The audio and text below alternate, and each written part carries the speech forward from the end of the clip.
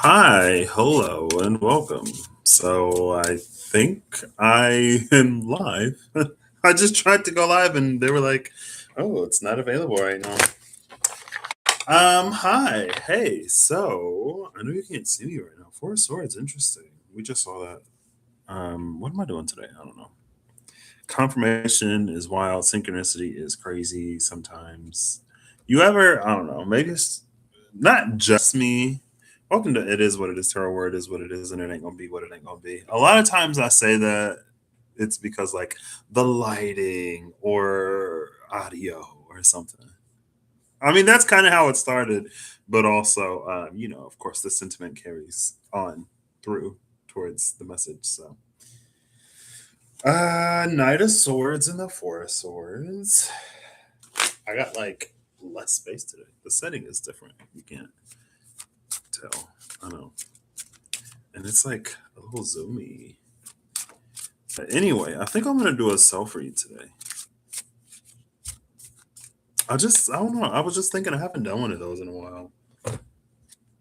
Top of the deck is the Five of Wands. And then the Ace of Wands. Five plus one is six. Six of Wands is an energy of what's the maybe I shouldn't go live today. I feel like today, I don't know if it's because I feel like I actually got rest last night. I ain't been sleeping well lately, partially due to my own choices. But I don't know, my brain is kind of like today. I guess victorious. Being victorious isn't necessarily the word that I wanted, but it's between the five and the ace. What I like about the five and the ace of wands, it feels more creative than necessarily like conflict or confrontation. Maybe like multiple things pulling on one's time, energy, attention. And then it's like one thing sort of stands out above all, right? Maybe there were like a lot of things competing.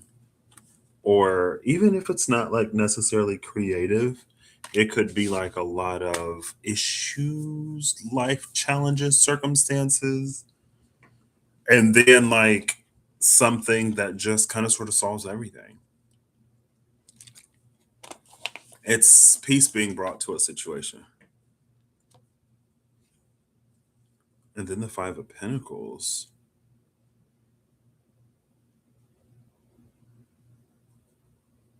What I'm mostly, it's these wands. Mostly this one, because when I looked at it, it stood out to me as the Ace of Wands. That was the crutch. So maybe it doesn't necessarily solve everything, but it does enough to bring peace of mind. And in the absence of conflict or turmoil, turmoil is not the word I want. I feel like conflict is the word that I want, but it doesn't feel like it or sound like it, if that makes sense.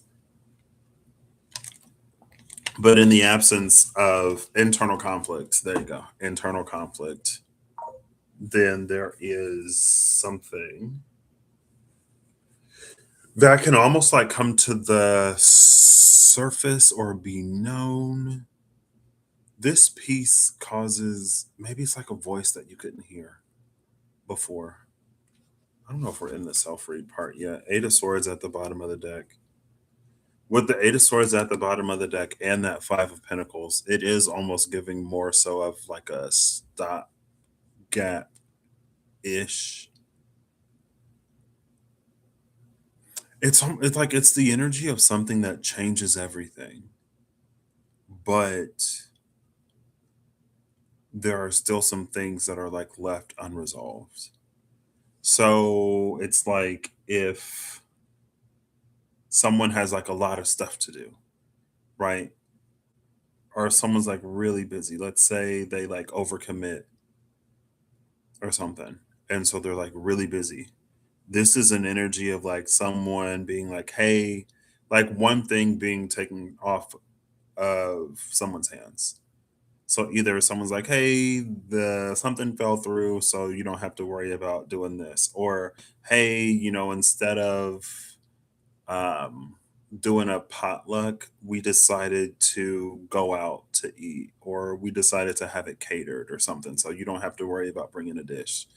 It's like it's kind of sort of that energy. It's like one less thing to worry about, so it like frees up.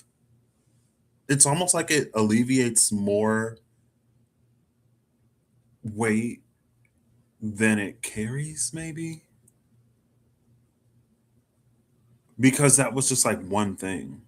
But with that one thing less, it's like now instead of being like 175% capacity, it takes you to like 90. You know what I mean? I don't know. Because again, it doesn't necessarily feel like a solution to everything, solving all one's problems, but it does, like, it makes a heavy burden lighter. Almost like a 10 of wands, but like an alleviated 10 of wands. I'm looking before and after the 10 of wands. Honestly, I low key kind of want to take a nap. Excuse me. I really want to take a nap. But yeah, I want to take a nap, but I also don't want to like screw my sleep schedule over too much more. I'm trying to stay in the clear. So we're going to stay awake. The 10 of wands was in between the moon and the 10 of cups.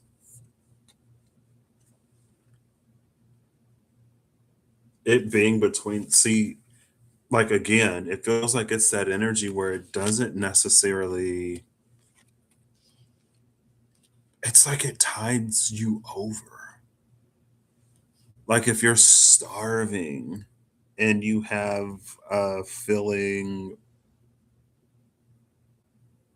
wrap to tide you over until like dinner's ready. You know what I mean? If you are in a financial situation that's not great and you got a job, but you don't start for like 2 or 3 months, then it's like it's the infusion of cash monies to hold you over until you get your first paycheck.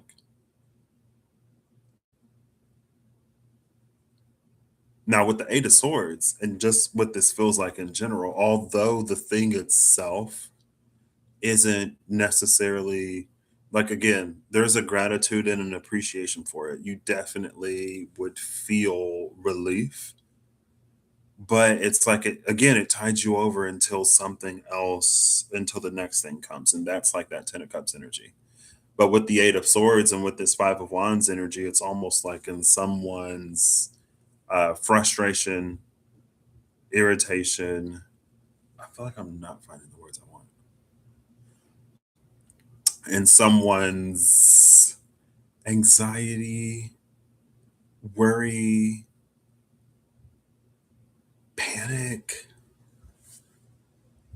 It's like all of these words feel like they're around it, but not the word.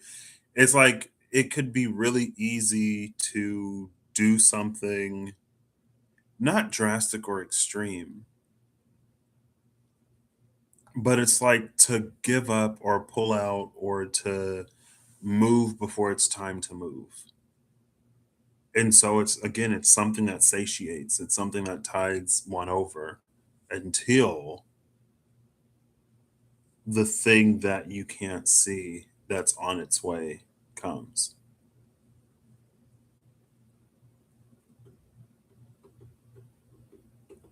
Right. So from the Five of Pentacles being out in the cold, literally on the other side of that 10 of Wands is the 10 of Cups, which is the fulfillment. Everything that the Five of Pentacles is missing, sort of, and more in some ways, it's right there on the other side of the moon.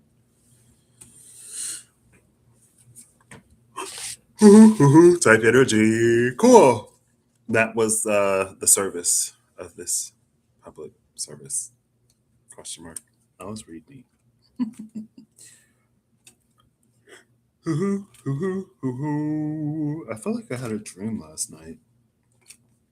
I feel like a lot of my dreams lately, I had a string, it was like almost a week where I was just like seeing people.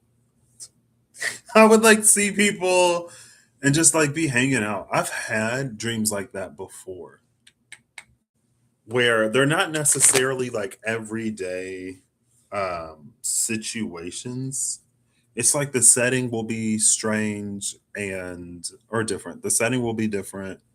The activity will be atypical, but the interactions, it's like I'll see people I know, and the interactions will be just like small, talky, crossing paths, ordinary, everyday interactions.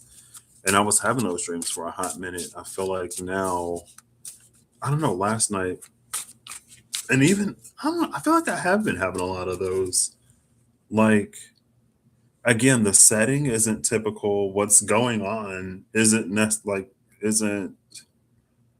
like an average Tuesday, but in the dream, it's just like any other kind of whatever. Even if this, like, again, even if it's a little like what was happening? Or sometimes it's so like plain or ordinary feeling I can't even necessarily remember. Anyway, all right, we'll do. I'm working with limited space. I could have some more space, but for today, this works. I actually was gonna bring my webcam this time, but I didn't. I forgot. I started to just like pack it, but yeah, I forgot. So we're using the laptop webcam. If I think last time I was here, I sat over there, so I at least had some like light that was coming at me instead of being like up here. All right, for me, let's do a future past, maybe. So, do I want to like write this down? Give me 1 second to open up a sticky note because if I don't, I'll forget. Step number one, know thyself. Step number two, use tools available at your disposal to get where you're going. Step number three, prosper and succeed. Step number four, see steps number two and three. Okay, so one is the future. Two, we'll do the present. Three, we'll do the past. Four is a challenge to overcome. Five is a lesson learned. Six is an ability slash skill that I want to say is like the linchpin that will serve me since it's a self read. I don't know. Serve me well. Why is there only one? Oh, there we go. Okay. It's doing that cursor blink thing. I'm like, why is there only one L in well? All right, sure. Let's do this. So, do I want flip fall, king flip fall, flip or fall? Five of Cups. Five of Cups was at the bottom of the deck when I was like, let's do this self read. And it's with the Nine of Pentacles.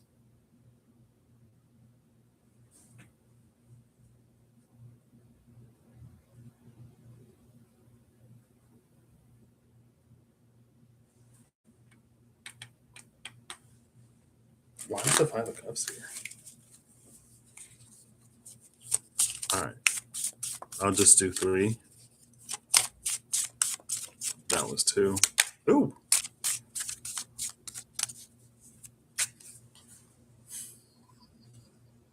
Am I taking this card? The Two of Cups flipped over. And I'm like, I'm like, okay, what are you doing here? Now, Abyss is Abyssum and Wokan. We did just see the Two of Cups in the SKT, the depths of you call to the depths of me. Two of Cups flipped over. Maybe I'll just set you aside. Okay.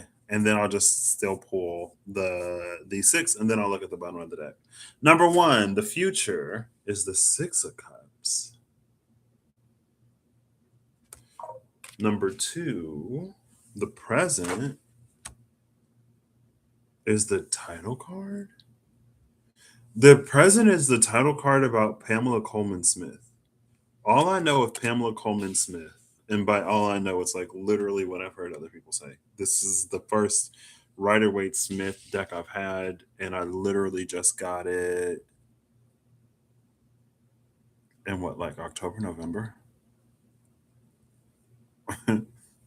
It was like my 100th deck.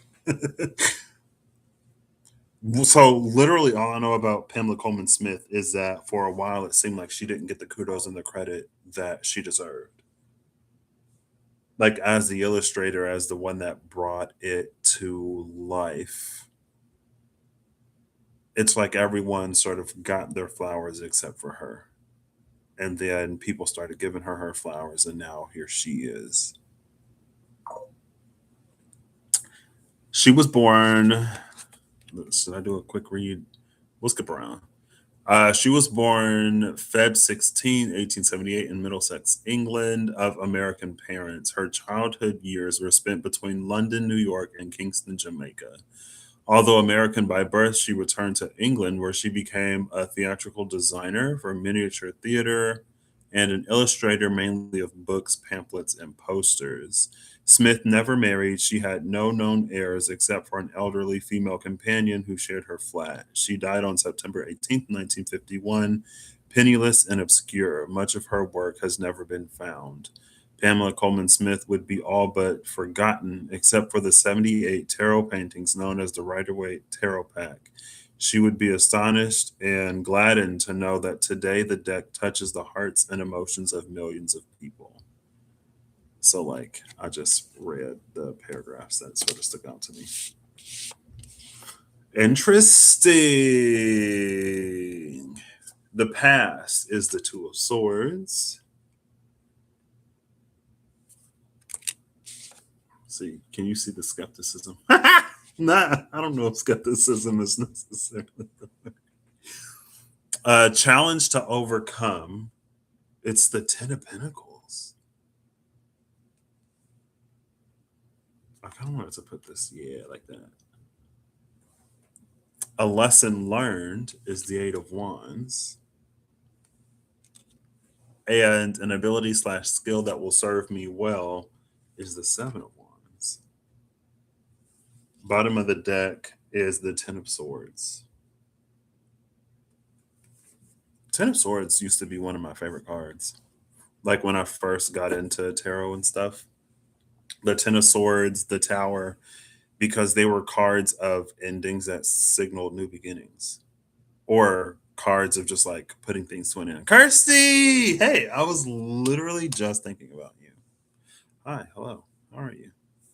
I sent you this, like, I have to resend it. Excuse me. Hot now.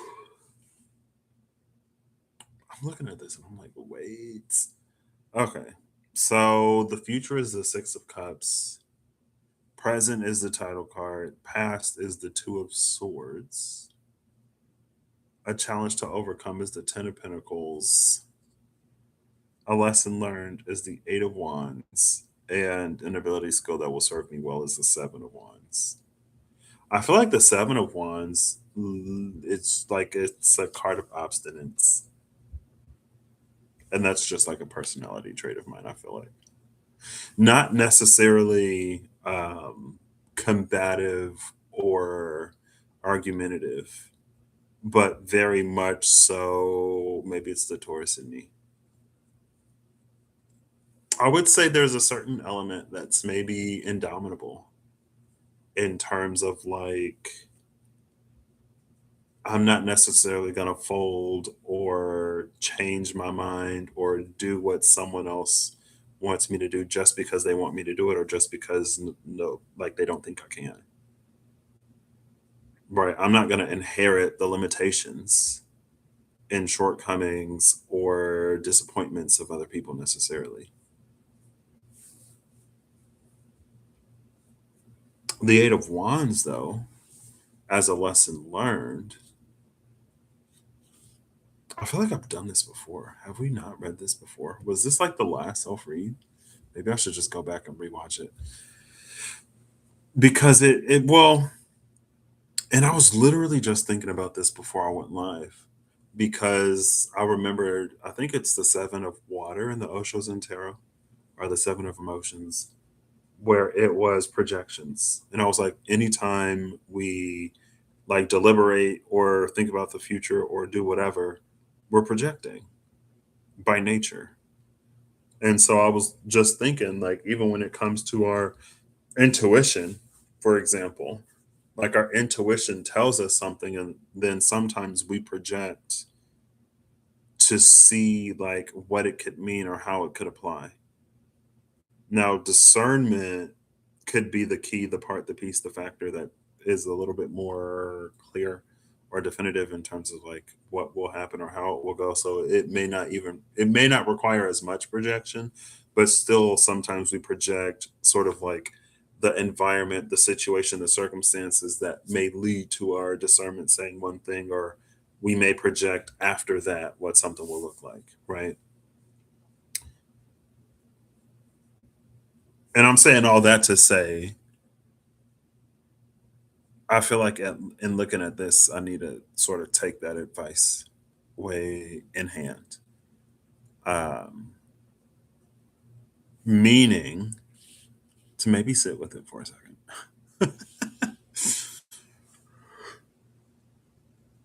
Like there's something. I mean, the title card is here in the present moment. I feel like because the title card is here in the present moment, it's almost something that I'll inherently not understand. But there are like two title cards in this deck, right? I'm pretty sure. There's one about Pamela Coleman Smith, and then there's like the title card. This is the other title card. In between the Magician and the Wheel of Fortune, 1 and 10. Interesting. And then the Ace of Wands is behind the Magician.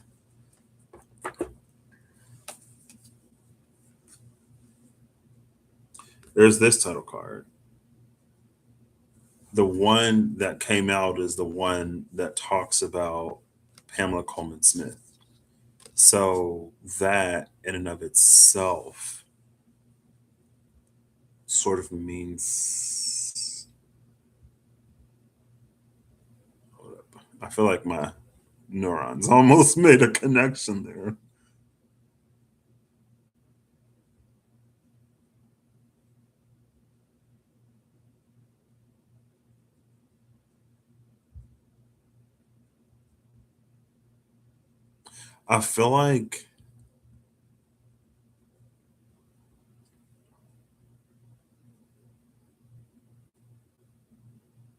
I feel like these almost immediately feel slash read like two different things. Like if I look at the top four, it leads me in one direction. If I look at the bottom two, it's like I don't know how they connect. I feel like with that Eight of Wands, though,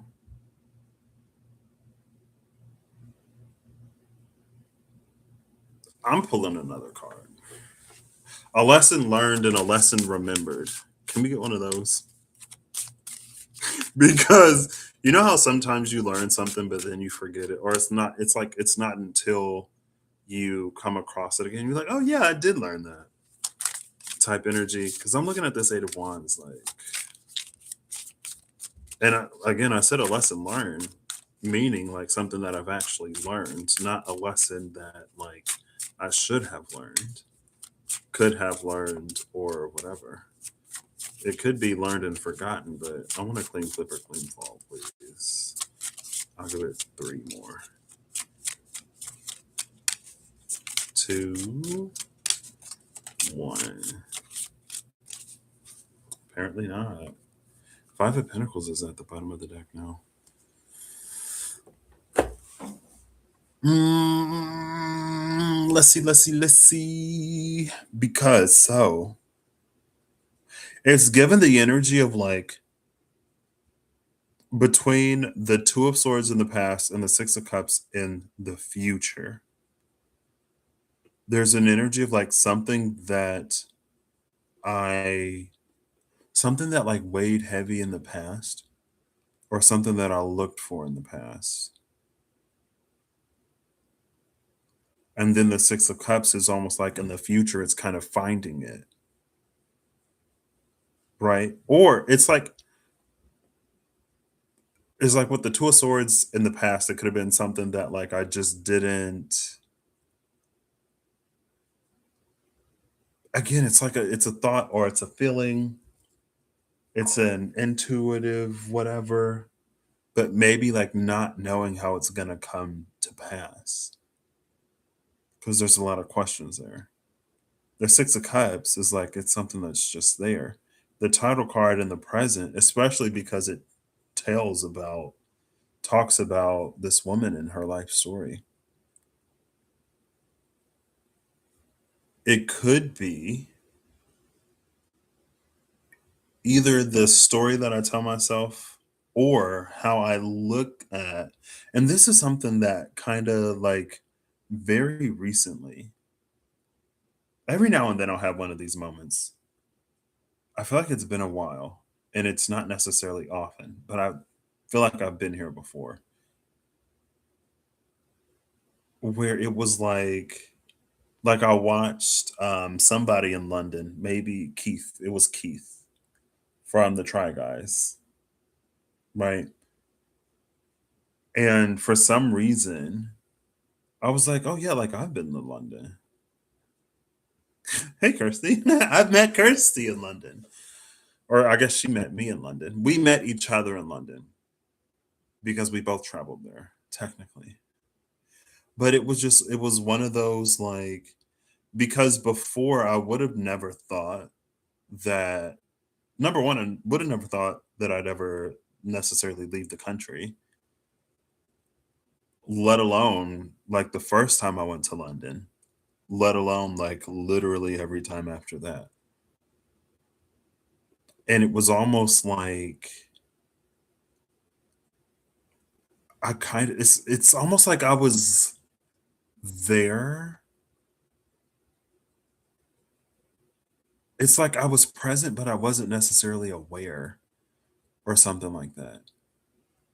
Because it's not like I wasn't there when I was there. And also like, you know, life. But it was one of those moments recently I had one of those moments where I was like I've been there. And like I've seen like they went to Buckingham Palace. I want to go back to Buckingham Palace because the first time I went, it was before I had my cataract surgery. So there were a few things that I want to like re-experience now that I can like see, you know. But it's like I've been there and I've seen some of these things. The last trip was really nice. Um, I feel it was a good mix of like going out, doing stuff, seeing stuff, but also like I not necessarily having a schedule that's chock full of every single moment to the point where I'm exhausted and burn out and can't enjoy anything. So there was that, but then I also like when I was on the flight back, there was this one dude. He was like tall and he had glasses and he was like cute and he was like watching anime on his phone. And I was like, well, he's like, I don't know. He had like this interesting vibe and he was like tall and cute and wore glasses and was watching anime on his phone, right? And then for some reason, I was just like, I wonder if anyone's ever like looked at me like that. Like, cause he was just living his life, minding his business. He can't help that he's tall or that he's wearing glasses unless they're cosmetic. And like he was just living his life, minding his business. It was kind of sort of one of those moments where it was just like just existing, just going about your day, just like being who you are naturally, not necessarily in the gaze of another person. Even though like I had noticed them, but that's not the point. because he wasn't doing anything that he was doing because some random dude on the plane. You know what I mean? And it was kind of sort of that, right? And then I had the whole like London thing.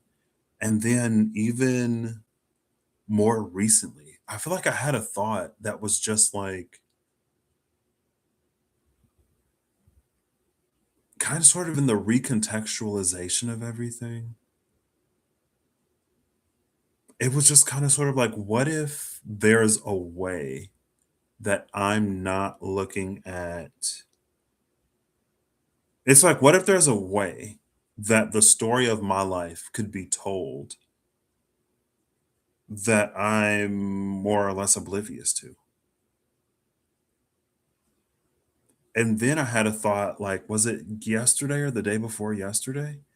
Of like just some of the things that I've overcome are like just sort of like being where I am, especially from where I was, especially, at like the darkest night, when my life was like literally falling apart and the thread, the thread of my lifeline was fraying. Um, and not only that, just like kind of sort of like, what if I've overly fixated on like even the end of that, right? This whoever wrote this, I'm sure they don't know Pamela Coleman Smith personally because this is fairly recent and that was like 18 something. Although, was it like 1951? She was born in 1878. That's crazy to me. Anyway, I don't know. It's fine. uh, it's like, when it said like she died penniless and, she would have been so proud to whatever. But it's like just because she may not have benefited as much financially as maybe some of the other people or whatever, it doesn't mean that like her life was empty, right? There was an elderly companion that she left behind. It's like metrics for happiness or success are like different. Anyway, it was just like I was recently just thinking about like again, like some of the things it's like, I have done not that I was like I don't know, it was one of those just like little pings. And then I was like kind of sort of hyping myself up a little bit in a way. And then like that was it. And just like, yeah, like I've done this, I've done that. And so it's been this, I don't know, kind of series. Again, it started with that whole like, what if someone just like living their life, minding their business, is looking at me, not like actively, but it was something that, like, again, it was just something so kind of like small or ordinary in terms of like everyday, like an everyday occurrence. And, because of this whole like realization, like there's a lot more rent that that man is taking in my head than like if I just got off the plane and then forgot about him. You know what I mean? You know what I mean? But like it's that kind of like, you go to the grocery store or you go somewhere and like you meet someone who like seems really interesting or has a good vibe and then you just like go about your life. You know what I mean? Um and even the interaction that I had with the lady that I talked about in security when I was before I left. She was like, "Oh, like she was like, oh, I guess the system doesn't like tarot cards." And that whole like interaction um to this whole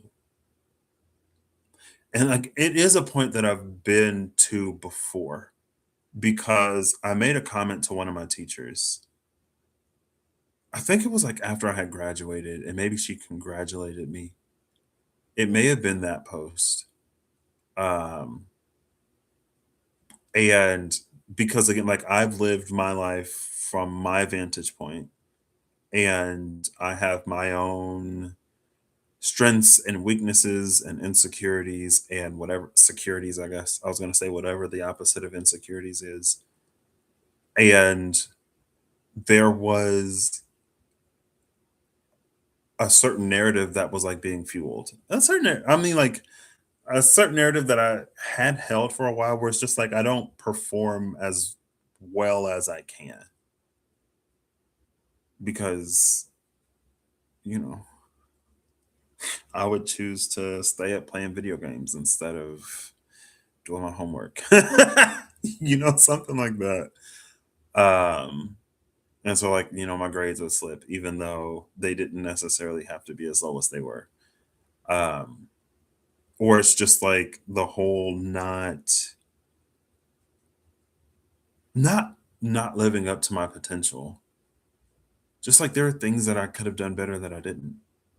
And that was in the moment because also in hindsight and at the time there were a lot of things that I was like actively going through.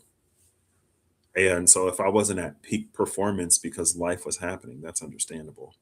That's like if an athlete if like a track star breaks their leg and they're like, man, I could be running a 3-second mile, but I'm just, I don't know, not living up to my full potential because I have a broken leg that keeps me from running in a certain, in a frame of mind.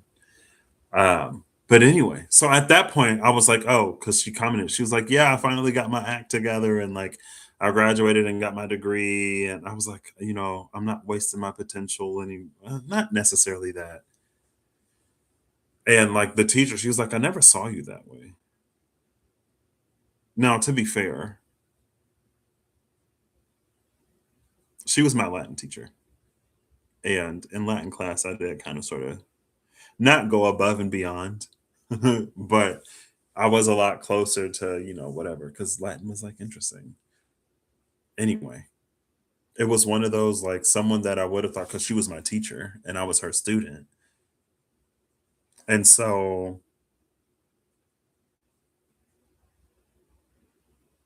maybe that's it because the Seven of Wands is here, right? An ability or a skill that will serve me well. And again, that sort of I said more obstinance before, but it's also perseverance, right?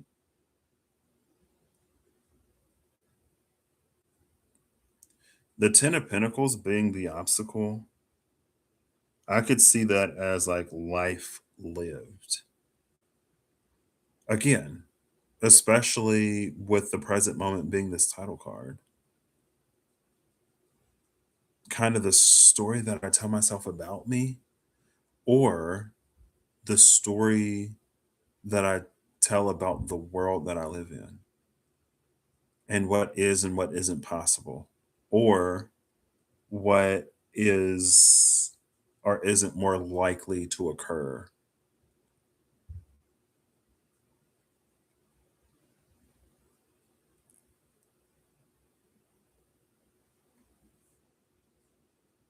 I think too, there is a way of reading it where, like, if the 10 of Pentacles is more so than the narrative or more so than the telling of that story, it's the living out, the playing out of that narrative, then the challenge to overcome could be like creating the life that I want to sort of live,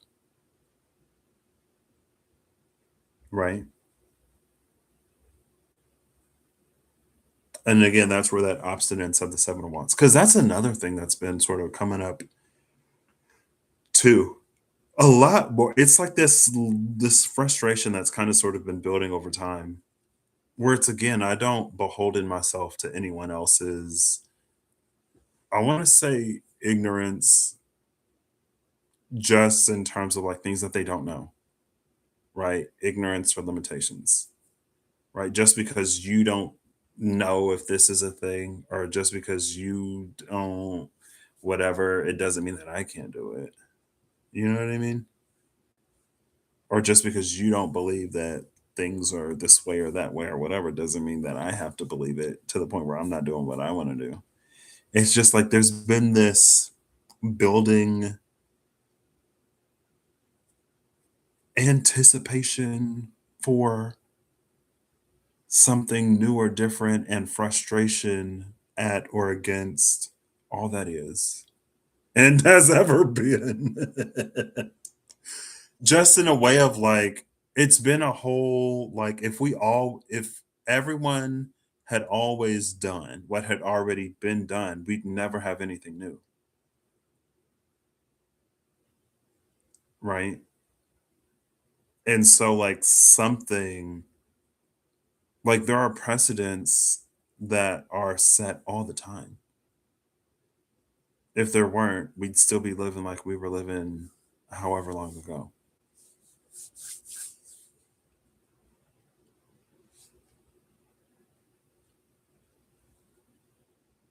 The Eight of Wands here, though. Oh, but that's not necessarily a lesson. I feel like both of these, the ability or skill that will serve me well and the lesson learned in that context and in this framework, it's like, because the intention behind the ability or skill that will serve me well, as I was like typing it, I was thinking more of like, there's the lesson learned, and then there's what you can do because of the lesson that was learned, right? Like, because someone learned how to run, they now know how to fly, right? You got to crawl before you can walk, walk before you can run, run before you can fly type energy.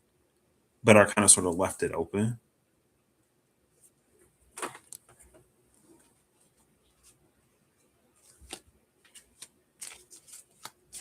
And so, again, these almost feel more intrinsic. The Eight of Wands is given energy. I've seen like reels. There was a reel on Instagram I saw a while ago that was like, be careful. Like, if you're not a Pisces or a Sagittarius, be careful taking the advice of a Pisces and Sagittarius. This is what the reel said. Be careful taking the advice of a Pisces or Sagittarius because they're ruled by Jupiter. And so things work for them differently than they work for everybody else. Right. Like, I feel like if you're a Pisces, you get it. And if you're a Sag, then you might get it. I'm not a Sag, so I wouldn't know. Just like I'm sure there are ways that other signs go about doing the things that like they do. For example, like if an Aries, like that more so typical or stereotypical zodiac Aries or even cardinal sign go get sort of energy. It's like you just got to put yourself out there and you just got to start and you just got to do it and it'll all work out. And it's like, yeah, but you're Aries, right?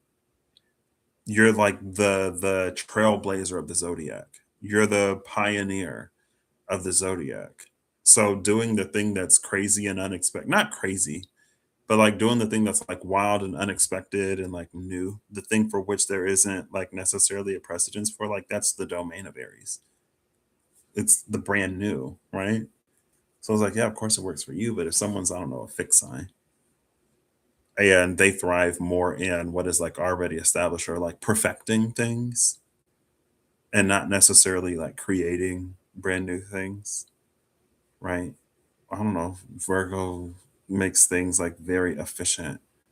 And in the efficiency that Virgo brings for a process, it's like it becomes like something becomes like widespread because it's infinitely more scalable the more efficient it becomes, right? If something is like groundbreaking and new but you can't reproduce it, maybe it's good in a creative sense. But if it's supposed to be something that, for example, impacts someone's day-to-day life but no one can afford it because people can't buy it or people can't build it, then we all have a part to play basically. Anyway, the Eight of Wands is more so kind of sort of giving me that because there has been like things that just work. For example, I kind of sort of I've had a really interesting last few days since the weekend. It seems like ever since last weekend, I don't know if it's like now all of a sudden doors are starting to open and like from multiple like arenas and And it's not lost on me because I've been saying this whole time, I'm visiting family right now, right? And so I was saying, I was like, I really want to visit family again before like I get a job and I get busy and stuff like this happens.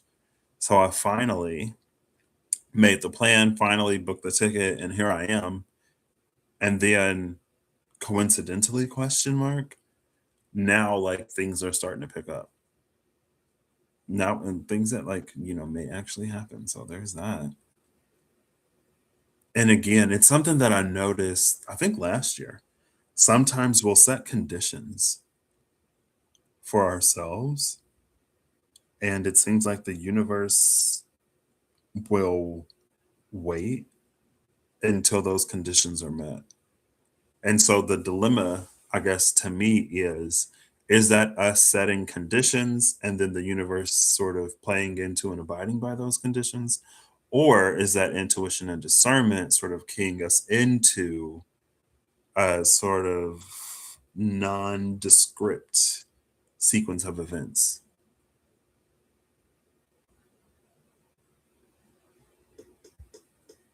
Because one of my buddies, he was like, yeah, he was like, I'm like gonna he was like, maybe I'll wait until this happens, and then like after that happens, then something else, like then the next thing will come up.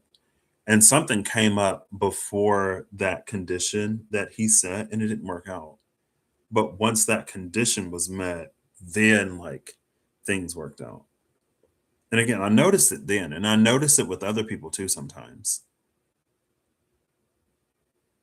But we don't have any control over whether or not things work out with like other people. Anyway, maybe the Eight of Wands is almost like, excuse me, again, leaning towards that. Oh, and then I was like, is there a way to like, I don't know, not game the system? I don't know. Anyway,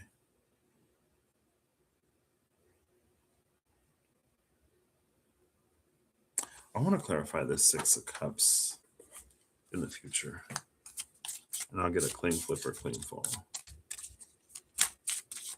Is that the title card? I keep seeing something. It's the Ten of Swords. Oh, it was at the bottom of the deck. When did it flip over? Did I flip it over? Okay. I feel like I need to be more specific about the. I wanted to pull one down here first. Temperance and the Hermit at the cut. All right. For this Seven of Wands, Eight of Wands combo, I feel like it's like be specific. Be specific. Ask. I feel like I'm not necessarily great at specifics. I feel like it's like not only is it be specific, but it's like ask the question I want to ask. I wonder if there are any like questions that I want to ask that I'm afraid of asking because of like, I don't know, disappointment in the past. And again, it doesn't necessarily, I don't know.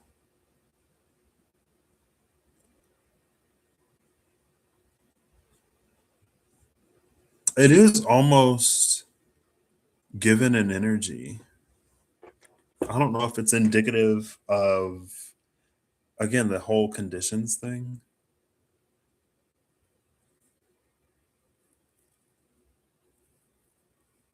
or is something behind the conditions. Also, like I said, my brain today.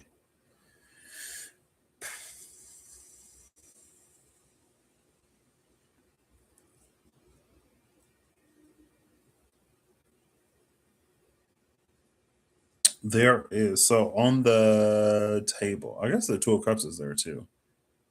Two of Cups, Two of Swords, Ten of Pentacles, title card, Eight of Cups. There's no, yeah, Ten of Pentacles. Swords, Pentacles, Cups, Wands. All the suits are here. If I don't count the Two of Cups, and I might, there's a lot more Wands. I mean, there are 6 cards. One of them is a total card, and 2 of them are Wands. 15 Wands, 2 Swords, 10 Pentacles, and 6 plus 2 Cups. And all of the fire. Lesson learned and an ability. I think. Oh, am I like getting somewhere now?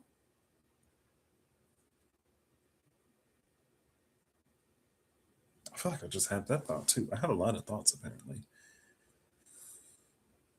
Um,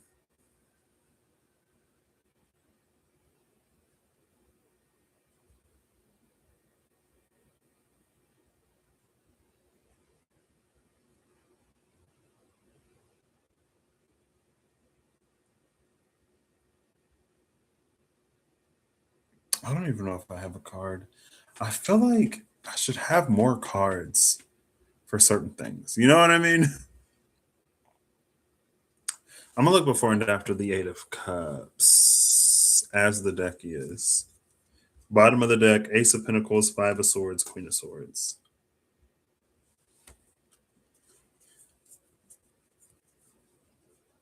What card did I say I was looking at? 8 of Cups.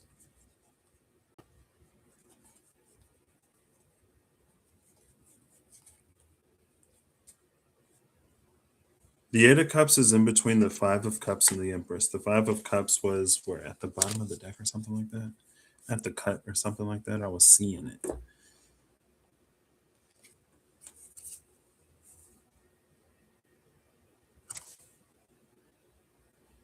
From the 5 of Cups to the Empress.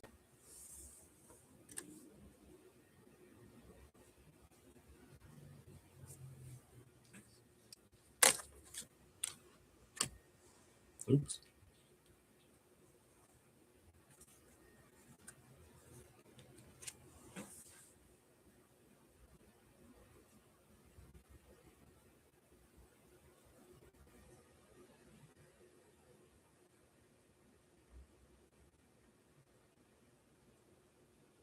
I don't know. Sometimes when I'm like pulling cards, it's like I'll have a question that I don't necessarily know if cards can give me an answer to.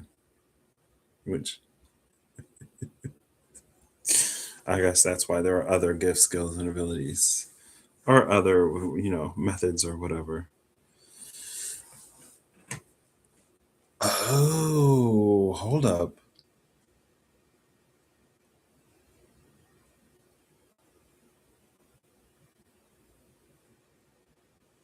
So interesting. I'm like, do I do this in other aspects and arenas of my life? I like using cards because of I feel like they can be a good medium, like a good liaison, a good intermediary. Like there's enough distance with cards that you ain't necessarily got to be all up in the energy if you don't want to be all up in the energy. But there's a lot of proximity that you can get at the same time.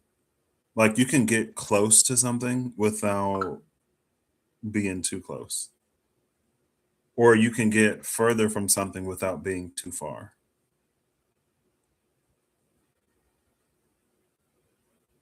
I like because not only is there like a collector in me that likes to collect things, um, and like the artistry or like the vibes, um, but again, I like cards because of the distance. You can read something or read for somebody, and you ain't got to be so in their energy that you know it's almost like you could be like a wildlife observer. You get your binoculars and you observe from the bush, and you don't have to enter that creature's like habitat or space, or like be within range of their like activity. You just like, oh yeah, this is what I see from over here. I don't know if that's helpful. All right, bye. Right? Like not doing any house calls, but maybe we can do something, Skype. Skype. People still using Skype. Isn't it like closing? Didn't they was it owned by Microsoft? Didn't they like sell it or something like that? Or just like shutter it? And so now I'm like, are there limitations? Is it a limitation because of the tool, or is it a limitation because of the way that I use the tool? Because of why I like this tool in particular for some things.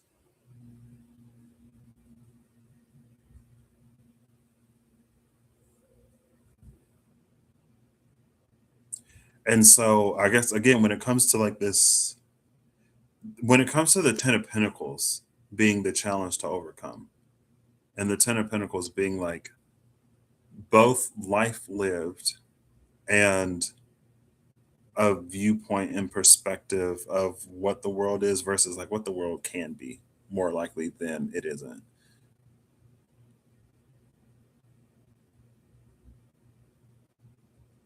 It's almost like, is there a perspective that I hold, a way of being that I'm comfortable in, slash with, or a story narrative that I tell about myself or others generally that serves as a barrier to certain things actually sort of like coming to be.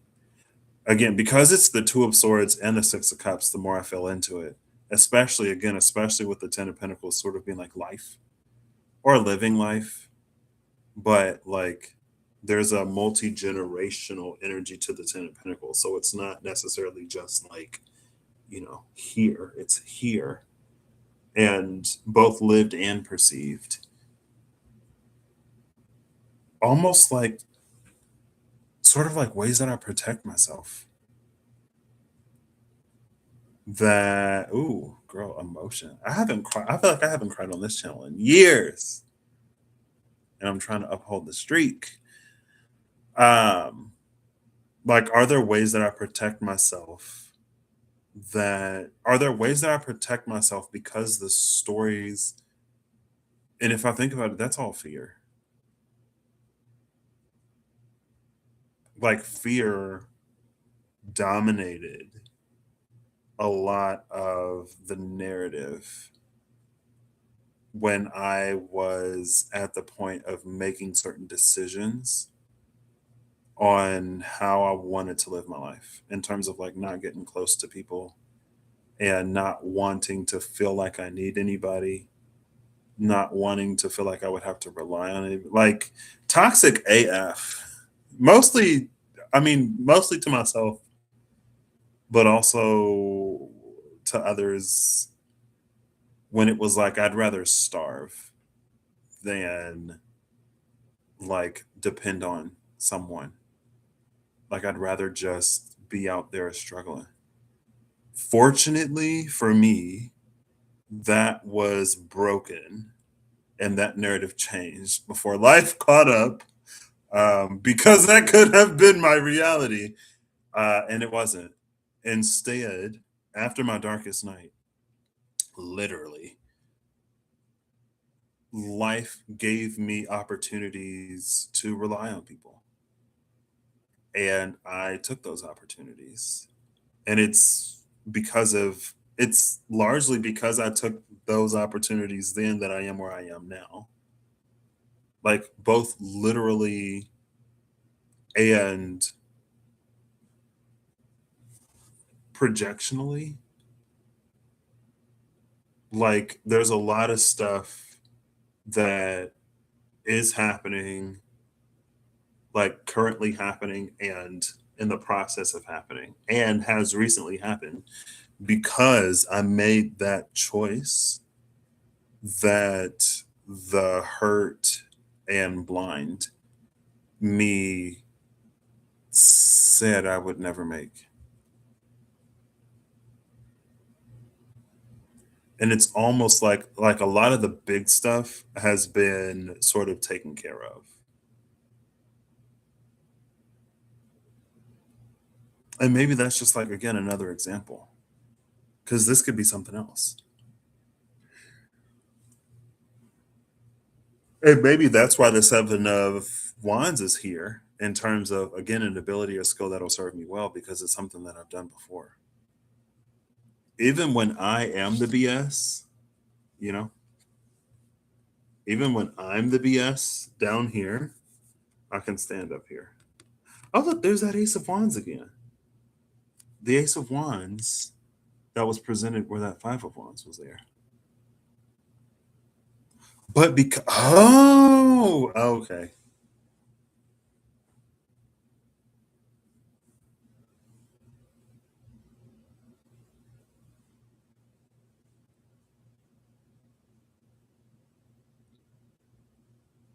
It is almost, there's almost a piece of this that's like you could have something that you really want, that you've really wanted for a long time, that you didn't know if, when, or how you would get it. You catered narratives. It's like, or created a narrative because of that ignorance and lived life and viewed the world in a way that supported it. And it's not even to necessarily say that it was wrong. It's definitely not to say that it was right because the Wheel of Fortune is there next to the title card.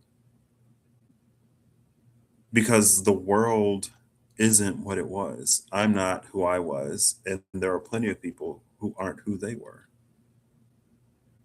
because we all go through life and we all have those opportunities to be molded by it to whatever degree,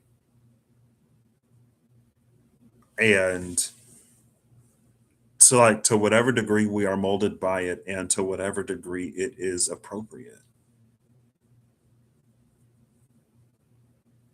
Right? Sometimes we go through things that I don't want to say are meant to grow us. Sometimes we experience things that we can very much so take an opportunity to grow from. Right? So now I'm looking at this Two of Cups again. And I'm like, giving it all that side eye I was giving it when it first came out. And you know what? I was literally just talking with my number one fan about that maybe like 2 days ago. Well, it wasn't yesterday. So maybe 3 days ago, Saturday. No, I think it was Sunday. I think it was Sunday. Um, when she was like, "Hey, well, maybe blah blah blah blah blah," and I was like, "Ah, or nah, not the devil on the cut with temperance, the angel and the girl." Well, if I had my choice between the two of these, and it's funny because the angel is over the lovers and the Two of Cups is here. I guess they're both there because you see the lovers in the double card. Here's the angel. Here are the lovers from the lovers card. But you don't see the feet of the angel. Like how you can only see the feet of the angel here.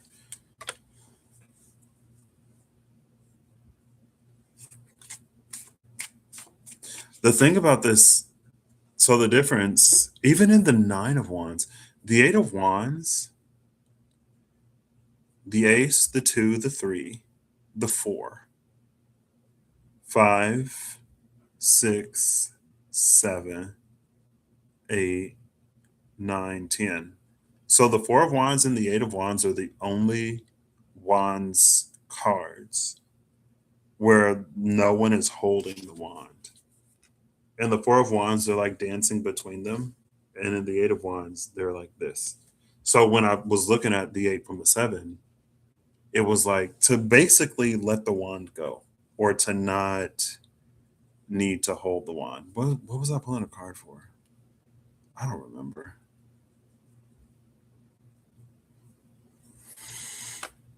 Stranger things have happened, and strange things will continue to happen if you're open to them happening.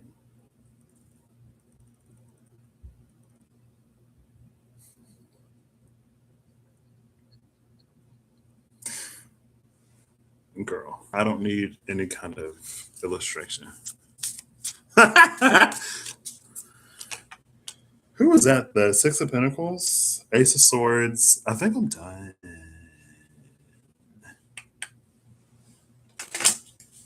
I don't have an Oracle deck. I kind of wanted to. No. All right, I'll give it three more. Anything else? Two, one. Oop. And we do the zero. We're doing the zero. Nothing. Bottom of the deck is the Nine of Pentacles. Now we saw the five. It was the Five of Cups and the Nine of Pentacles had to be at the split because I saw both of them. The Five of Cups was at the bottom of the deck before. Well, not this recent time. I think the Ace of Pentacles was there. Now the Nine of Pentacles is here again.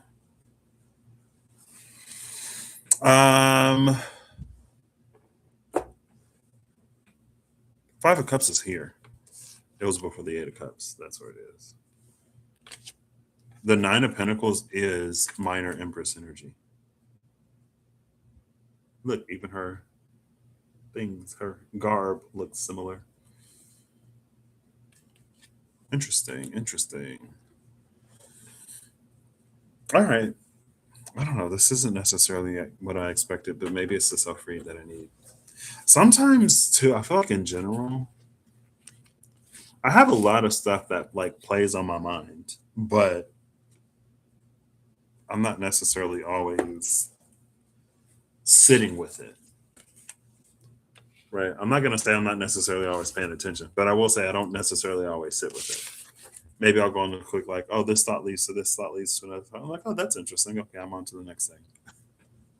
All right, I'm going to play a video game or watch something on Netflix or YouTube. You know what I mean? Good news. I am over watching all of those YouTube ending explained for horror movies. So I feel like, my mind is getting the horror detox, which is nice. I'm not playing all of these plots as I'm trying to go to bed.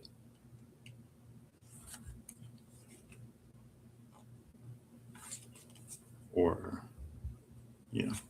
when the lights go out.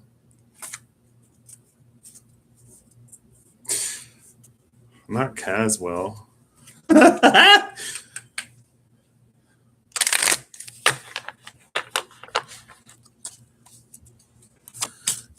All right, let's get let's do another round. Clean flip or clean fall. I'm gonna keep shuffling this time until something comes out.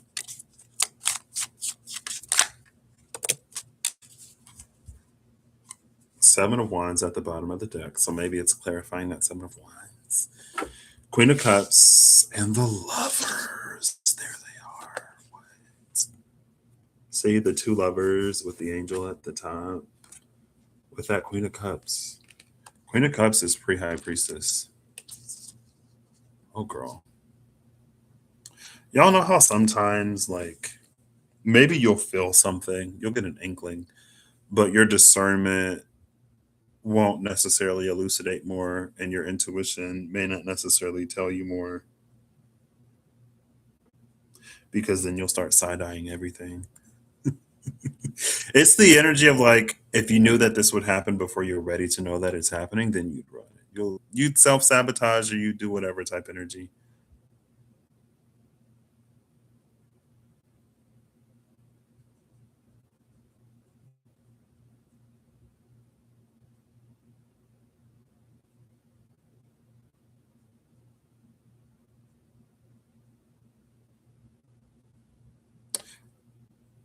The Seven of Wands. I don't often read the Seven of Wands as hypervigilance, but it is a sort of defensiveness, right? And I feel like it was more of a question than a statement. Or maybe it's a question that's said as a statement. It's a rhetorical question, a question that's not actually a question. Uh, I mean, I wouldn't say that a rhetorical question is a question that's not actually a question. It's a question asked as a question, but not a question that's intended to be answered. It's not necessarily a question that's said as a statement. I don't necessarily know what would be. It can be, I guess, but I wouldn't necessarily say that it is.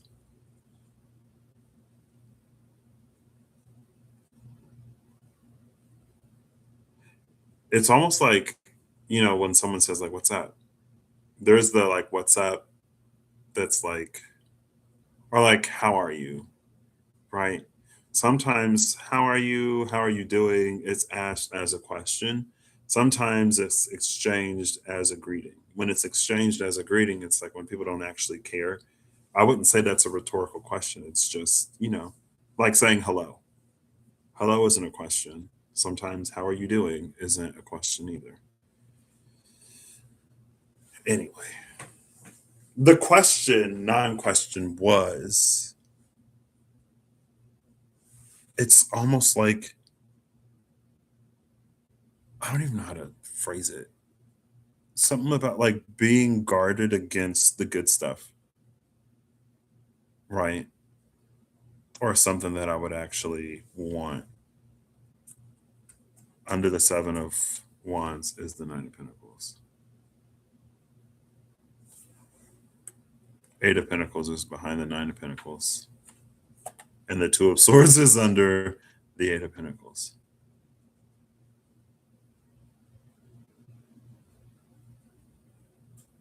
It is an energy, it's in the space like where there are no wrong answers. If you could make any choice or decision, or if like no matter the choice and decision you make, you're going to be like happy and fulfilled, your life will look different, but you'll be happy and fulfilled either way. There's no like right or wrong choice. It comes down to sort of a matter of preference. And so it's almost the like, what's your preference really type. So that's me. All right. Who is all this? The title card is at the top of the deck with the Ace of Wands and the Two of Wands. Into the unknown. See, but I feel like that's low key, sort of almost clarifying or driving that point home. Because in the Two of Wands, like he has the whole world in his hand, right? And he's looking forward, but there's the title card there. It's like the world you thought you knew, or it's like the world you see and the world you don't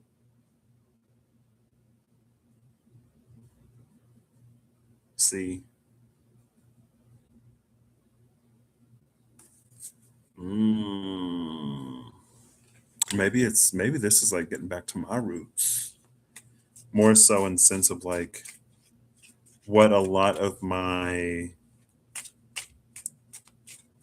driving motivations were coming out of my darkest night, like why I got my first deck and the impetus for my journey for like a lot of the beginning. Again, when like the Ten of Swords and the Tower and even the Moon in a way were some of my favorite cards because they were endings, like things that needed to end. so that something else could begin.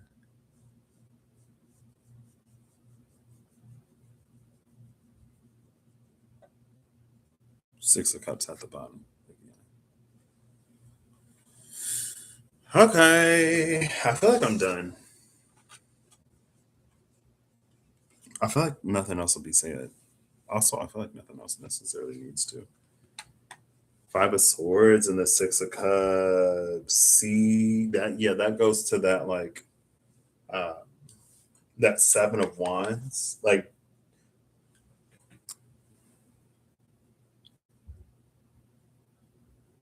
defending or being obstinate towards like things that I want or would want type energy. I feel like I don't like I feel like it's something that should be so easy to say, but I can't find the words to say it. Which I feel like is another feeling I've been having a lot lately.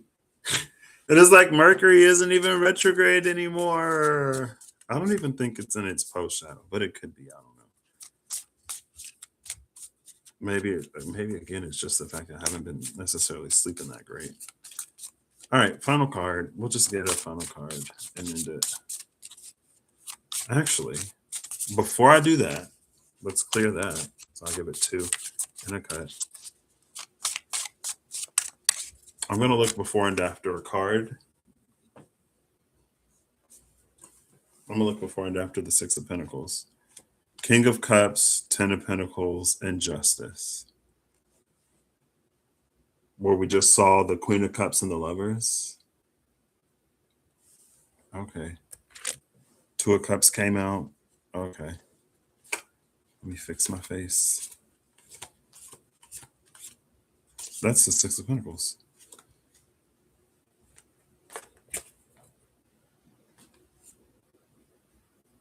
Six of Pentacles is in between the Four of Pentacles and the Knight of Wands. On the other side of the Knight of Wands is that Seven of Wands. Before the Four of Pentacles is the Two of Pentacles.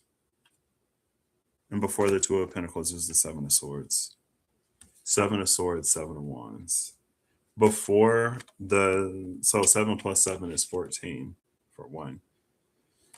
Before the Seven of Swords is Temperance. And after the Seven of Wands is Strength. After Strength is the Wheel of Fortune. After the Wheel of Fortune is the Lovers. And after the Lovers is the World. With the Page of Cups.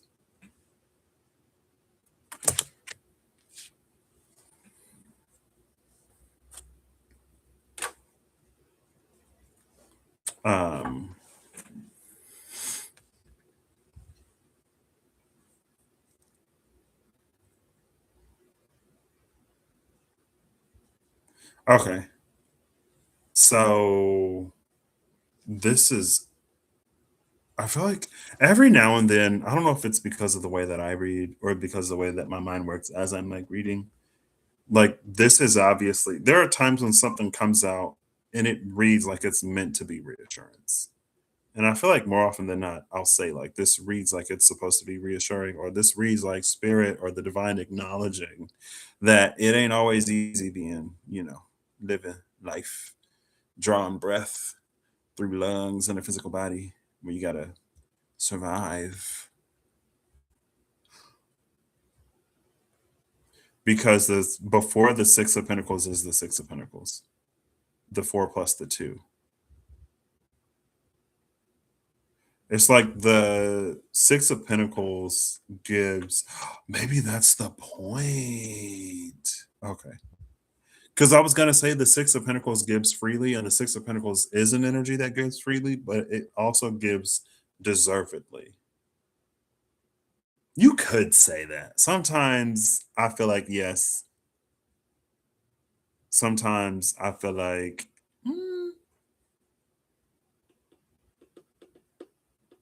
but with, oh, look, the Scales of Justice. Is she holding scales? Is she holding these same? Oh, yeah, there go all the cards. How do I do that?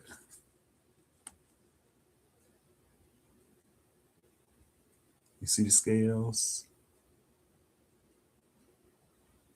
Hers is a little different. It dips below the whatever. Um, so there's the 6, and then there's the 2 plus the 4. This is like deliberation. It's almost like you could be closed off or a little distant, but like when necessary, which also means that you got to be a little soft, or you got to open up, you got to speak up, you got to be engaged, you got to be active, you got to show up when necessary as well. It's all, again, the reason why it feels like it's supposed to be reassurance. It's like um with the 6 and the 2, or with the 4 and the 2, because it's almost like not everything is for you, not everyone is necessarily meant to be in your inner circle, and not every opportunity is necessarily gonna work out to the point where it's like it'll work out in the way that it's meant to. It can work out in the way that it's meant to. And sometimes an opportunity does nothing more than establish a connection or relationship. And that's all it was meant to do, especially like at a certain time, right? Sort of like you are meant to make the connection, not necessarily get the job.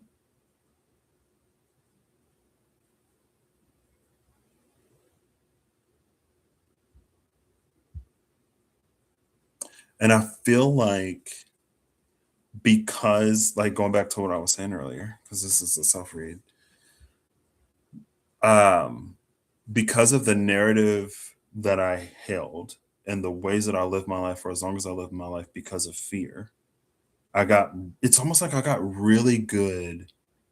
Maybe that's why maybe the 7 of Wands was a kind of hypervigilance. It doesn't have to be hypervigilance because again, it was in the spot of an ability or skill that will serve me well, not a way that I'm necessarily shooting myself in the foot. Um, but it's almost like I've gotten really good at being defensive or establishing boundaries and creating boundaries when I feel like a boundary needs to be created and established in a way that maybe I wasn't that great before, in a way that I wasn't intentionally good at before. I feel like I was good at like being able to identify environments that required boundaries in a way, but I wasn't necessarily good at establishing boundaries. It feels like I was better at building walls than boundaries for a very long time. And when I discovered that I was better at building walls than boundaries, I tried to like become better at building boundaries. But in that, there were cases and scenarios where it's like I wouldn't build any boundaries because I was trying to stop building walls. Regardless, it reads like I've gotten really good at sort of like my defenses, but not necessarily. It's like I haven't given as, I don't know if it's necessarily as much time, or maybe it wasn't the time. Maybe I'm coming into the time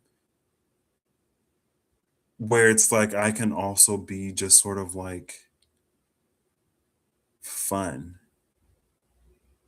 or like not necessarily have to overthink everything, or just like not to the point where I'm so, oh gosh. I don't want to say sensitive because I feel like I don't want to trigger. Ooh, almost. Ooh, girl, I think I felt that. Yeah, maybe to the point where I don't have to be so sensitive. I can say that. You can't. I'm just playing. Because to me, sometimes it's like, okay, you know how you'll encounter people that'll be like, oh, like, why are you so like sensitive, or why you, and it's like people that actively try to take advantage of other people that like call out their, it's like, why are you always so defensive? And it's like, if you could walk through the door without an invitation, you would be in here right now and we would be eating something that ain't me. You just trying to get at this neck. Walk through the door without an invitation. Let's see what happened. That's like a vampire joke, if you didn't catch that, right? Some people will be like, you know, they'll yell at you from across the entryway about how you won't let them in or you won't tell them that they can come in or whatever. And it's like the only people that need an invitation are the ones that are unfamiliar and that don't have good intentions. If you were familiar, you okay, well, in theory, if you were familiar, you would just walk in. And if you had good intentions, the doorway wouldn't be your obstacle. You just want me to let you in so you can get a piece of this neck. So you could turn me. I don't want to be a vampire or creature of the night. I like garlic. I don't want to have to give up Parmesan, pizza, garlic, whatever. I don't know. Anyway, maybe the joke has gone too far. But like that'll be the case with some people. They'll like gaslight you. And then it's like you trust somebody, you let them in, then they take advantage of you. And it's like, okay, well, there's like that part, but there's like a whole other part and piece. It's like, like if you're building an empire or a kingdom, you build a sturdy wall to protect the kingdom from the outside, from outside invasion or whatever. But you also like till the land and you cultivate diplomatic relationship, friends and allies, so that your people on the inside can thrive. And it's almost like do more of that, or it's time to do more of that. And of course, like there have always been people that have like naturally gravitated towards, fortunately. But by and large, anyway,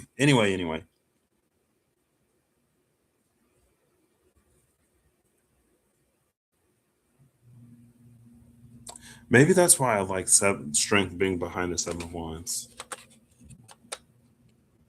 It's almost like it's there if you need it, but you don't have to like lead with that or be so quick to, excuse me, go there. Temperance. It's all about balance. Cool.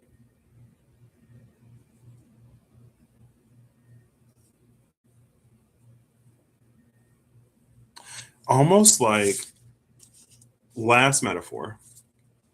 It's almost like the mama and papa bird teaching their babies to, I know they don't necessarily teach IRL, but it's like teaching the baby bird how to fly before you like throw them out the nest.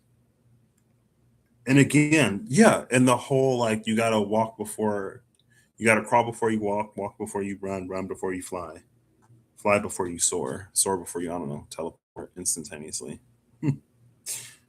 um, it's like them being pushed out the nest isn't necessarily the same as them doing like their first migration, right?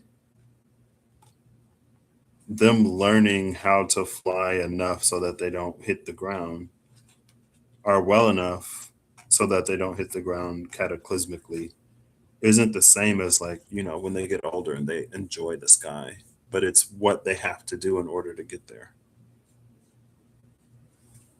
Title card at the cut with temperance again. And anything beyond that is for Patrick's eyes only, if he ever, I don't know, decides he wants to see. All right. It's almost, I don't know. Now I don't like it. I feel like the tone just shifted. Ooh, High Priestess at the bottom of the deck. Okay. I feel like the tone just shifted and I don't like it anymore. At first, it was very like almost consoling. Like, there's a reason why there were reasons, not great reasons, why I got good at building walls. And then there were better reasons why I had to learn to establish boundaries. But like, I don't know, it's time to experience the other side. I feel like the time to shift was something like, yeah, so what you gonna do? I'm like, see, now you're doing too much. Knight of Cups and the Queen of Swords. All right, final card. There are like many, many, many, many, many pieces to the puzzle. And I used to say on here all the time, maybe that's it too. I used to say I want everything and I'm willing to do anything that I have to do to get it. And I feel like somewhere along the way, the everything that I said I wanted was like less and less inclusive.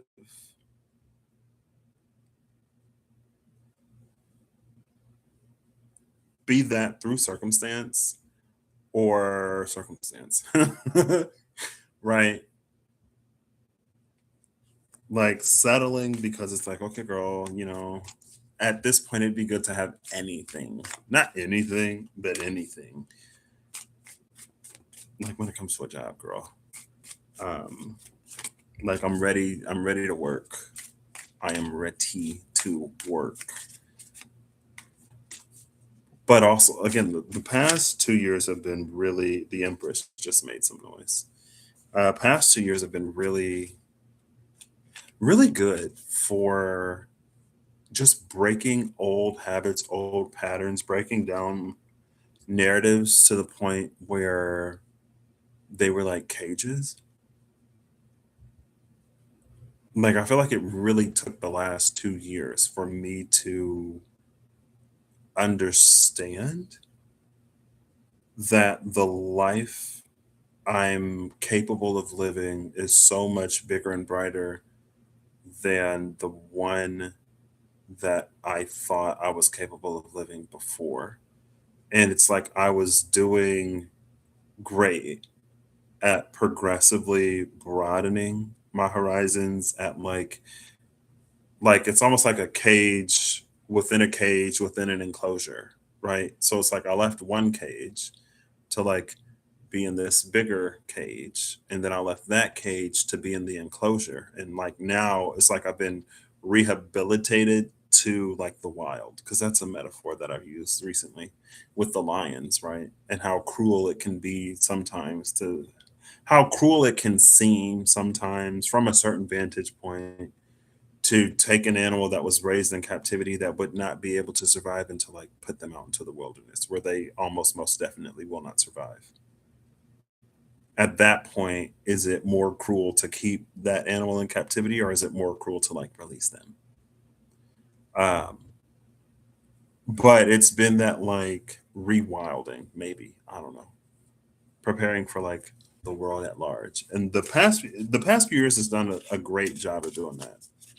Considering the material that it was working with. Um, but yeah, again, it feels like for any of the safety and comfort that the cage or the enclosure could have provided, there were a lot of desires that it could not. You can't roam free in an enclosure, no matter how big it is. It's still a cage, right? So maybe it's time to get back to that everything. All right, final card. And I clean flip or clean fall. Final card.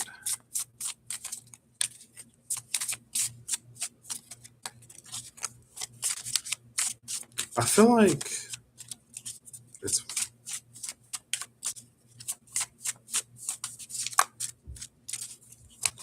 ooh, almost.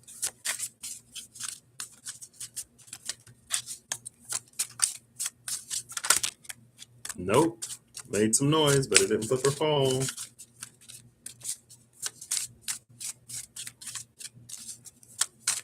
Am I gonna hit it with the oh oh come on. Well it flips. It wasn't the cleanest. Oh, okay. And then that fell. That was a lot cleaner. Bottom of the deck is the Ace of Swords. I used to. So when I see an Ace of Swords card, I love like this is where we hold the sword, this is where the crown is. If the crown is down here, then that's information that we can actually use, right? Or it's like a breakthrough that we can understand the ramifications of, again, that we can use rather than this like over our heads nebulous, okay, but what does that even mean? But the last time, I feel like in the last deck I used, and I don't even necessarily think it was the Ace of Swords. There was a card that came out that led me to reconsider or it gave me a new way to interpret that, a different way to interpret that. I don't remember what it was. The Six of Wands. There it is. Page of Swords and the Six of Wands with the Ace of Swords at the bottom of the deck. Oh, see, okay. Um, it's like the difference between the Five of Wands and the Five of Swords, right? With the Five of Wands, the worst. Okay, well, the worst case in both the Five of Wands and the Five of Swords is someone dies. The more common, not worst case, but a worst case is that like someone gets a concussion. But with the sword, they're like, if the swords aren't dull, you're like cutting, you're severing, you're bleeding. But it's almost like whatever was accomplished with the wand, it's like now like a sword can be wielded. It's like in any of your anime movies, and a lot of whenever you have like people who use swords, and especially when they're younger and they're training, they like you train with the wooden sword before you get the sword. And it's almost like maybe graduation from that training stage. And now it's time for the training blade, not the wooden sparring sword, but an actual training blade. And I don't know if we're still in the self read portion of this. Maybe that's what a lot of these sort of realizations that I've been having lately are about. It's the sword being presented, right? It's like you come home victorious with the wand. It's like, okay. And that whole Five of Wands bout, it was the five plus the Ace of Wands. Okay. I was like, here's the Six of Wands. I don't remember why the synergy came out earlier, but I remember it did because we started with the five plus the Ace of Wands. Now the Six of Wands has returned victorious with that Ace of Wands, but again, now the sword is being presented. Actually, though, because the sword being presented was at the bottom of the deck, the Page of Swords was the one that was here, looking back on that time as the Six of Wands. So it's almost like the sword has already been accepted. The handover has already occurred. Training is already over. Like life has already progressed. The next step or phase is happening.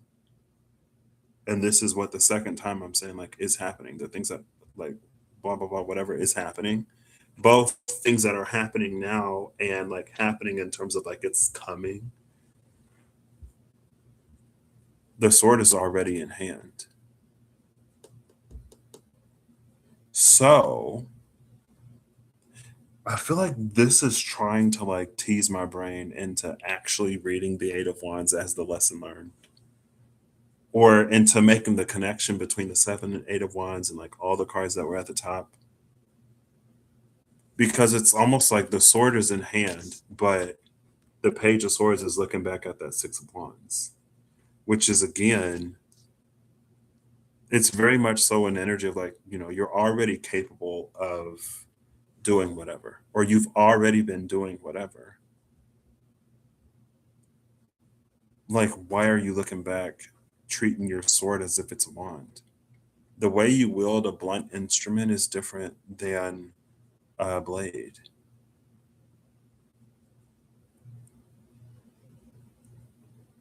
You can do a lot less and get a lot more. I'm not necessarily loving the whole like fighting or, if I don't think about it too much, then my tummy won't get squeamish. Um, but it's like you can do a lot less with the sword and do a lot more, cause a lot more damage. You can do a lot less and cause a lot more. But again, it's this energy of like, I don't know. It's like looking back, like, you gotta, ooh, for me, to me, à moi, this in particular means something. And I can't tell you what it means. And it's not only because the thought isn't processing fully. It's like it's up here. It's like floating up here, and it's not yet. It is, but it isn't, but it is. It is, but it isn't, but it is. Oh, and see, this gives this a whole new temperance. Temperance in the Eight of Wands is here with the Three of Pentacles. What I love about the Three of Pentacles and then the Eight of Cups and then the Two of Pentacles. What I love about the Three of Pentacles here is like it's almost that energy of like find someone you can trust or rely on those that you know you can trust type energy. Right? I feel like for it really like something has to be happening for me to be almost triggered. Triggered isn't necessarily like my default as much anymore. Um See, I had it and then I lost it. It's in the vein again of like find those that you can trust.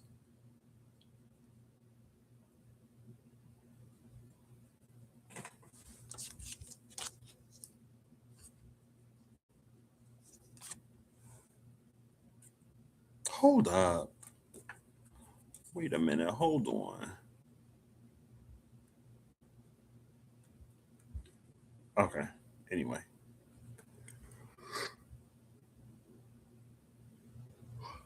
cool. The Eight of Pentacles is a card of adeptness. It's the adept that is on his path to mastery, perfecting his craft.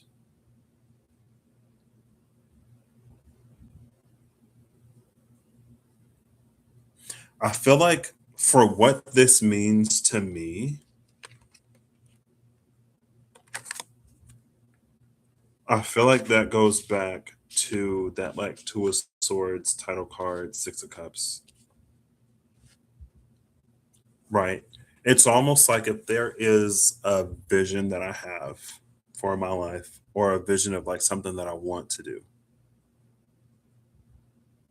if it doesn't feel, it's just like there's a way that the world, quote unquote, this obviously means the world, um, would like say like what is and isn't possible, and if it is possible, like this is the way that you have to go about it. But my way has always, it's almost like my way has always worked for me. And so again, maybe that's the lesson learned of the Eight of Wands. It's like seeing how quickly things work out when I'm not trying to put my hands in everything. Because again, the Four of Wands and the Eight of Wands are the only two cards where no one is holding that wand. The Ace of Wands, it's the hand of the divine, but it's also the ace, but there is still a hand. The Two and the Three of Wands, they're holding on to a wand. The Five of Wands, each person holds their own wand. The Six, he returns triumphant holding the wand. In the Seven, we've already seen it. In the Nine, much like the Seven. And then the 10, he's holding on to all 10 wands.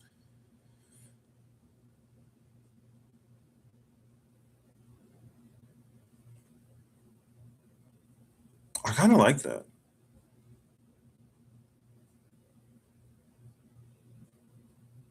The reason why I went looking for another card is I feel like that lesson learned, like, I feel like I have learned that my way works better for me in certain scenarios and situations. But it's like it's the way that I've always done things. And so that's why I was like, the lesson learned and the ability slash skill that will serve me well, neither one of them, and those were like the two. I more so had the first four in mind when I was like, I'll pull cards. More so the future, the challenge, and the past. And then I just threw the present in there. And it gave me the title card. So maybe that's what I get for just throwing the present in there, even though it was feeling more like the future, the past, and the challenge. But it still eliminated, whatever. It set a tone that, inspired, guided the rest of this. Um, like there's a way that I've always done things. And I feel like there have been points in time in my life, especially when I'm like consulting other people. And which is kind of why I brought up the whole like, if a Pisces, the reel I saw on Instagram, when someone was like, if a Pisces or a Sagittarius gives you advice, just remember they're ruled by Jupiter and fortune works differently for them than it does necessarily for like everybody else. Not necessarily, but you know what I mean. And again, usually it's a lot more hands off. And when it's hands off and when it's vibes and when it's feelings and when it's timing, it works. And when the knowing is there, it happens. Right? Like I knew that I would be accepted at Purdue. I knew I was going to go to Purdue. And I don't necessarily, because I ended up visiting like three times. So I don't remember the moment where I knew I would go to Purdue. It may have been like when I applied and I was just like, I just know it. I didn't know how much I would suffer. I didn't know how much I'd hate it for as long as I hated it. And I never necessarily hated it. It just like it took me a minute to adjust. I didn't know any of that. I didn't know any of what would happen to me in the nearly 10 years instead of 4 that I'd be there. But I knew that I'd be there. And like I knew that when I got the RA job, like I just knew that that year like I would get the job. There are things that I've known and there are ways that I operate. And as I've gone through different phases of my life and I've taken counsel from different people and taken the advice of different people, like I have gone through points where it's not like I abandoned what I what works for me, but I tried different approaches to little success. Sometimes more success than other times, but generally like little success. Um, and last year, like all of last year, and I think I'm pretty sure I was just telling, not just telling Kirsty, but I'm pretty sure I told Kirsty where I was like, I feel like in 2025, I wanted so much to like feel like I was making choices and decisions and movements. And so I was moving a lot more than I usually do. And I feel like I was pushing a lot more than I usually do. And usually I'm more or less the type like place my order, wait until it's fulfilled, wait until it's shipped, wait until it's delivered. Not necessarily going to the grocery store, even though the website says that they're out of stock and trying to like ask the people if they have some in the back, only for them to tell me that the truck is, coming Tuesday. And then I call every single day from Wednesday to the next Tuesday to see if they have it. And they're like, sir, we told you the truck is coming Tuesday. And then Tuesday comes and it's not even on the truck because surprise, there's a shortage or it got discontinued. Anyway, again, it feels like, but that's almost why it was confusing because it was reading, like I put it in the space of a lesson learned. But again, it felt more like something that's kind of innate to me. And maybe that's the thing I've learned to do what works for me. Anyway, that came back around. I feel like as I'm looking at the cards, I'm not sure necessarily exactly what led me back to that. But I think that's another thing I kind of sort of do a lot too when I'm reading. It's like I'll catch the vibe and then I'll like try to like re-describe how I got at the vibe sometimes. Anyway, it's fine.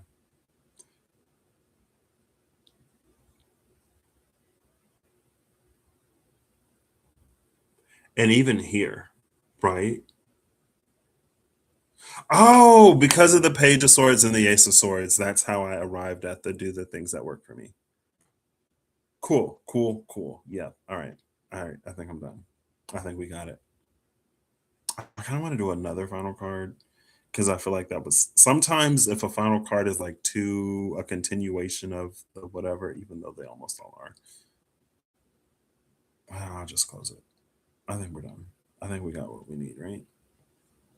That was the final card for me. Yeah. So, do what works for you. And maybe that's the reason why.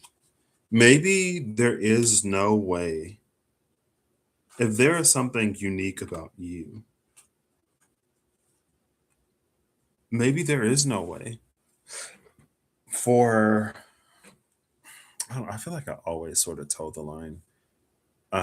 Maybe there is no way for anybody else or for the world at large, there is no way for something to happen because the happening of the thing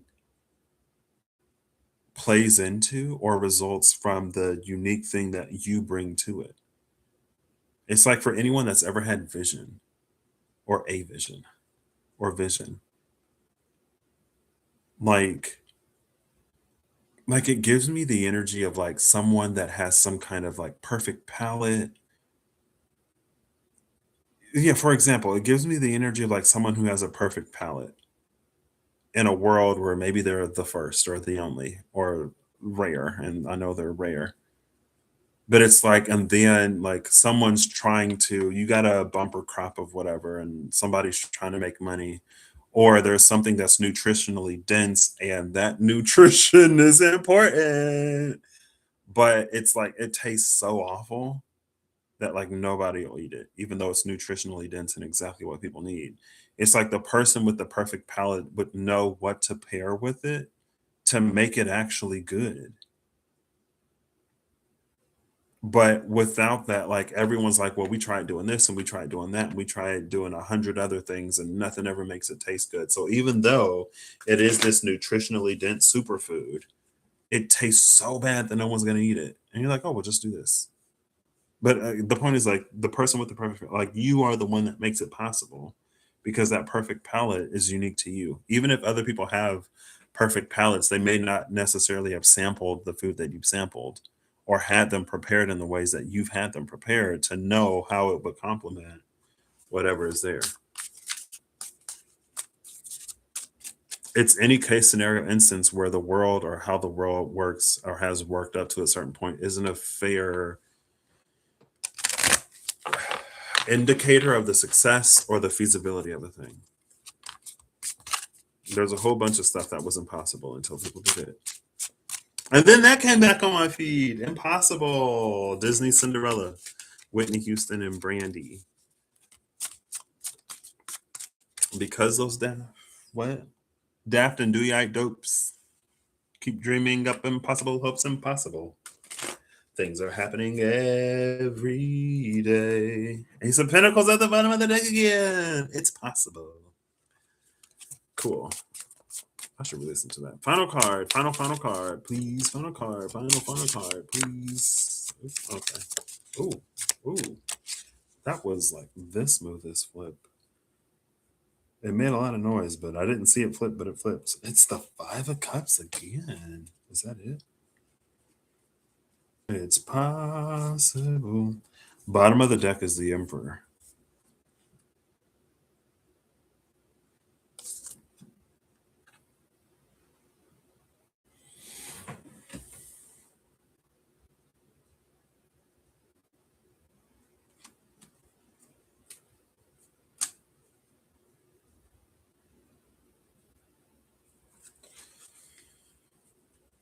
Six of Pentacles is behind the Emperor.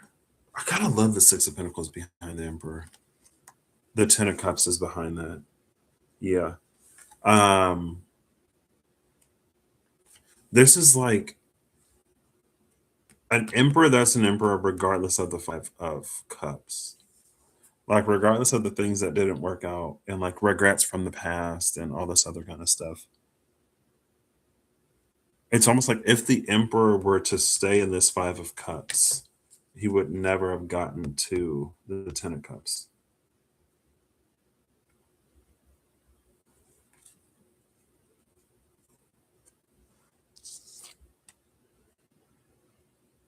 Because there is the Six of Pentacles is a card of reciprocity.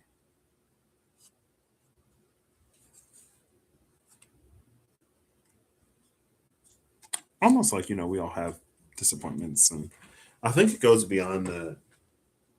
Because again, right, we first saw the Five of Wands, the Ace of Wands, and then the rest of those cards.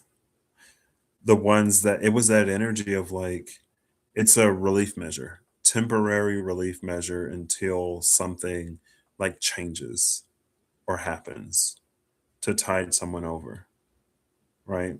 It's a cash infusion until you get your first check from your new job. Or it's the snack that you eat until dinner is ready.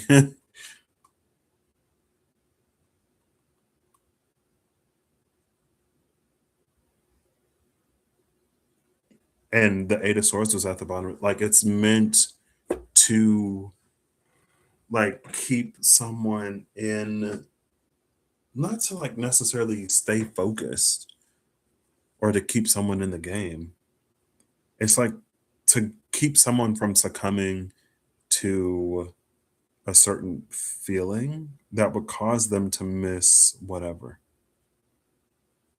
And it's also knowing that like we're gonna have all kinds of days. I want to say even the emperor gets a holiday. Um, but yeah, I think there's also something here that's very like to love is to lose.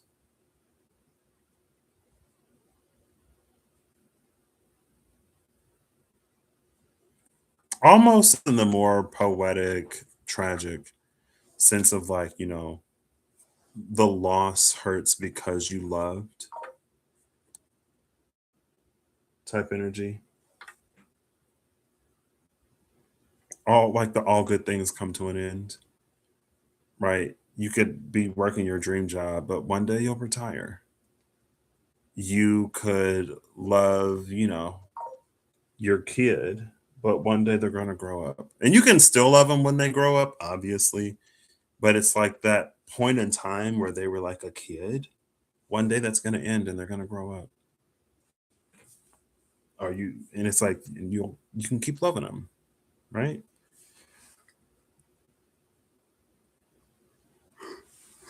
So maybe it's a question of focus.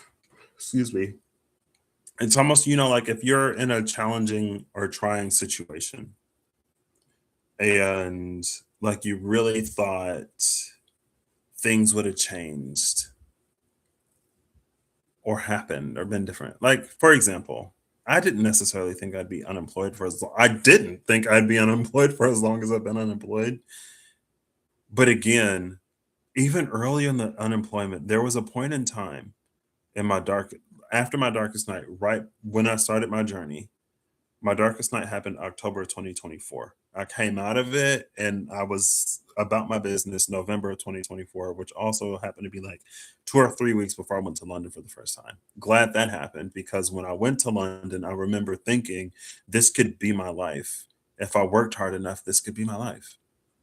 At that point in time, I did not plan on slash think I do enough work. I didn't plan on doing enough work for that to be my, and I didn't think that it'd get done. Um, because at the point in time, I was like, this could be mine if I wanted it, but I was like, this is, I don't think I want to, I would be happy with a lot less type of, I'm like, oh girl, that sounds like a lot of work. I don't need all this. But I feel like I would have had a different experience if I hadn't had my darkest night and come out of it.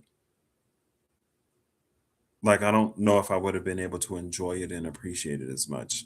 Again, at that point in time, even when I started this channel and I was telling that story, I had only what been to London once, maybe twice. Um, anyway, man, come on, brain. Where did the thought go? Oh, wait, where did the thought go? What was I talking about? Like, really, Patrick? I know. I went on the tangent and then I feel like the needle skipped. Um, Dark. Oh, that's what I was talking about.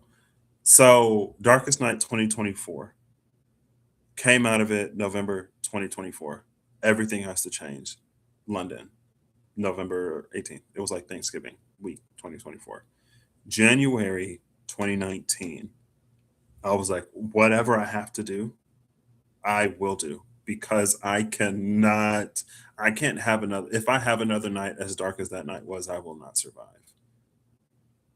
And I feel like that was, depression was something that I had a lot more actively, especially struggled with for like the upper majority of my life. But that level of depression scared me. When I came out of it, I was terrified. So I was really motivated to do a lot of the difficult stuff that I had to do. But in that first like 5 months of 2019, I wasn't in school. That's the point in time where I had to, life gave me the opportunity to reach out and depend on family and friends and in ways that I had always told myself I would never. Like, I'd rather starve and I'd rather be homeless and I'd rather be all this whatever than to rely on family. Um, Again, fortunately, I went through my darkest night, had my epiphany that by the time that happened, I wasn't of the same mind. Um, so I wasn't working, I wasn't in school, and again, I had to reach out and rely on family. Um, and it felt like that point in time was for everything that was happening internally. That's what that time was for. And again, going back to conditions, I remember when like having a meeting with my advisor about, life changes and circumstances and my disability and everything else. And I was like, over the summer, I'm working. And during the academic year, I'm in class. I'm like, I never have time to address these things mentally that I need to. So in the winter, fall, I'll have a really good fall semester and I will have a tragic spring semester because life. And I was like, I never have the time to actually devote to take care of this stuff that I need to take care of. And when I wasn't working and when I wasn't in class, and I was like, okay, I need to get a job, that was like the first thing I was reminded of. All those times I said I'm either too busy with school or work to like take care of me. Then I had been given the opportunity. And that changed everything. Eve! Oh, snap. How's it going? How art thou? That's my thing apparently today. How are you doing?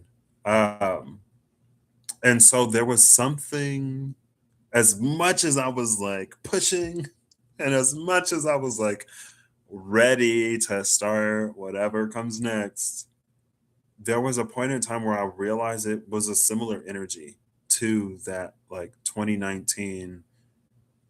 Like, what's more important right now is that I take care of me. And so, again, like, it took kind of longer than I thought. I feel like that's where I started. I was going to give like a personal example. That's how I ended up on this tangent. I don't know if this was it. But yeah, I had that feeling again. And after living the last 2 years of my life, I'm like, okay, yeah, I see. There are plenty of places, plenty of ways I see how important this was for the overall well-being of me beyond, everything else. And fortunately, I was taken care of between severance and unemployment and taxes, like tax returns and savings. Fortunately, I've been kept. Um, I feel like I've been in that space for. I don't know. I feel like I've been in such this interesting space of like both being to myself and like visiting and seeing other people. But sometimes, even when I'm visiting and seeing other people, I'm still kind of like, there's a part of me that's still like to myself. Um, Fortunately, though, this last time I was able to come out of it a little bit more and actually enjoy my trip. But yeah, and I feel like, was there something else I wanted to tell? I don't know, probably, maybe. I feel like every time I see 444 now, I think of you. Um, yeah, I'm like, that's rough, yeah. But and there's a part of me that's like, oh, I want to like reach out to this person and I want to talk to that person. And maybe I will, and then it's just like, oop, he disappeared again. Like I was talking to Rob for a little bit, and I was like, maybe like in the middle of a message, I forget what happened. And it's like I still need to get back to it and finish listening to it and reply. And then I feel like there was, I don't know. Maybe that's just like my sign that the hermity deep dive phase is coming to a close, right? I'm starting to feel the draw of social connection and friendship and kinship again. Um, but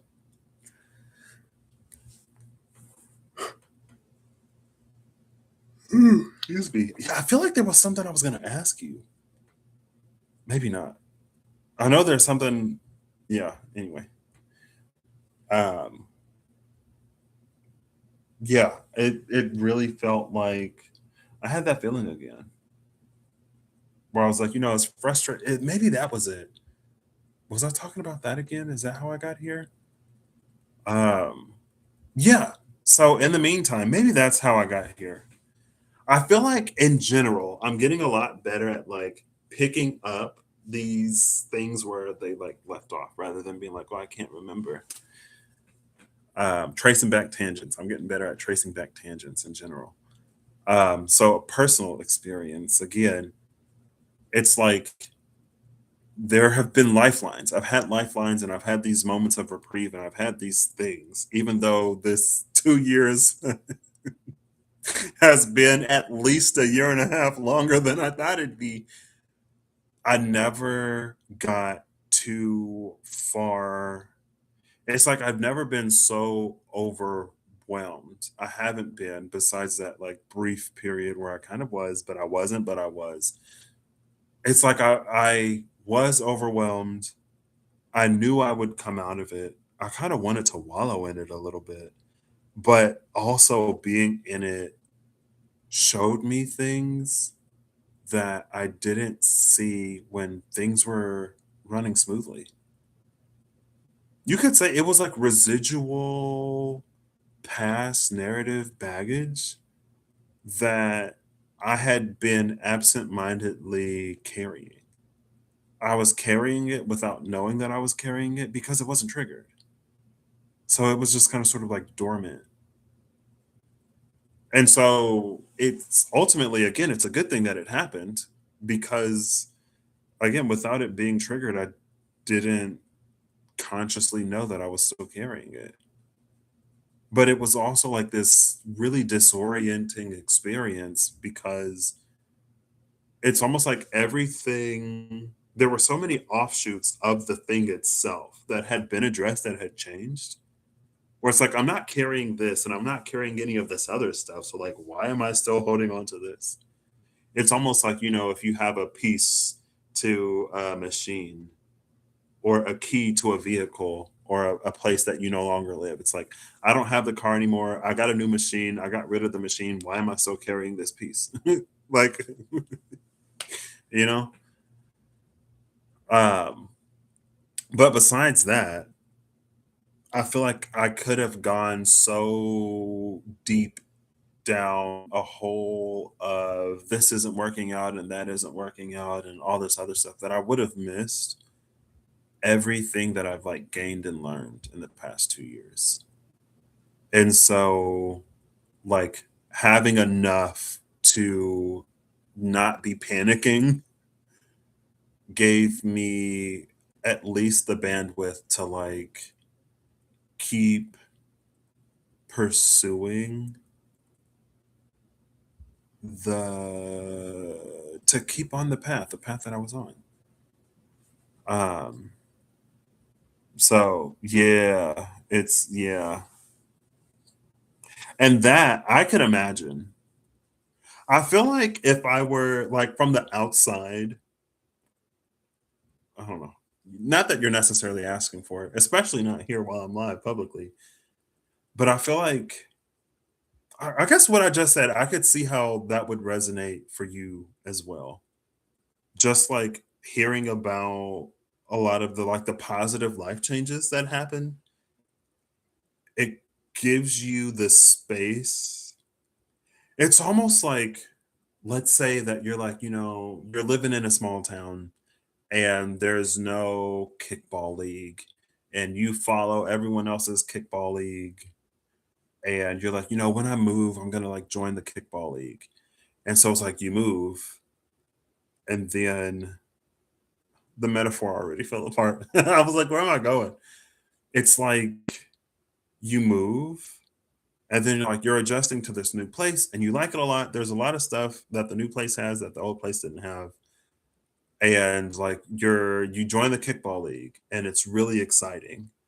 Um and then it's almost like when you're playing kickball in this kickball league and you think back on all the times that like you dreamed about it before, back when you only would like follow other people sort of playing kickball in other leagues because you didn't have a local branch that you can participate in.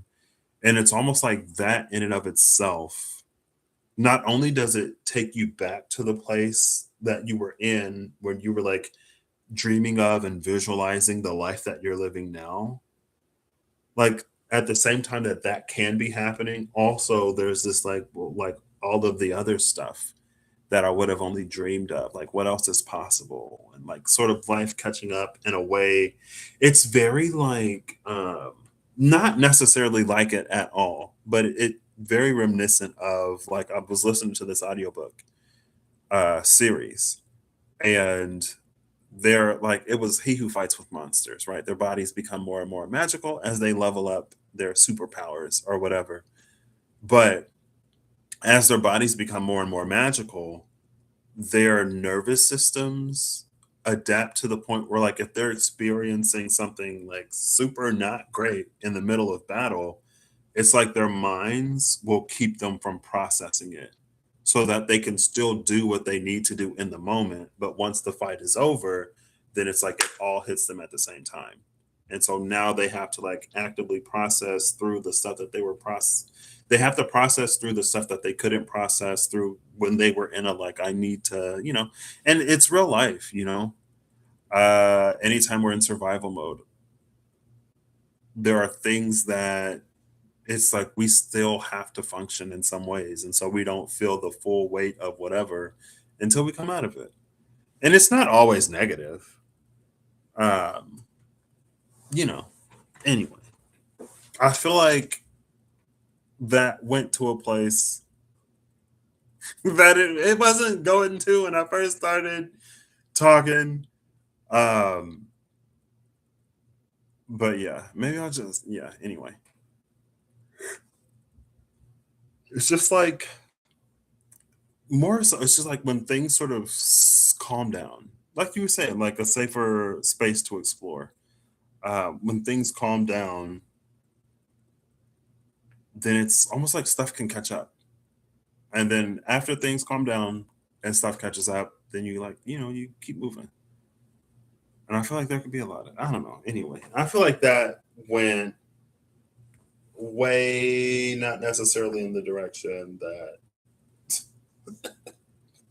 I started over here. We went over there. Maybe that's more so for the Emperor and the Five of Cups for the cards that are down here, right? More than anything else. Um,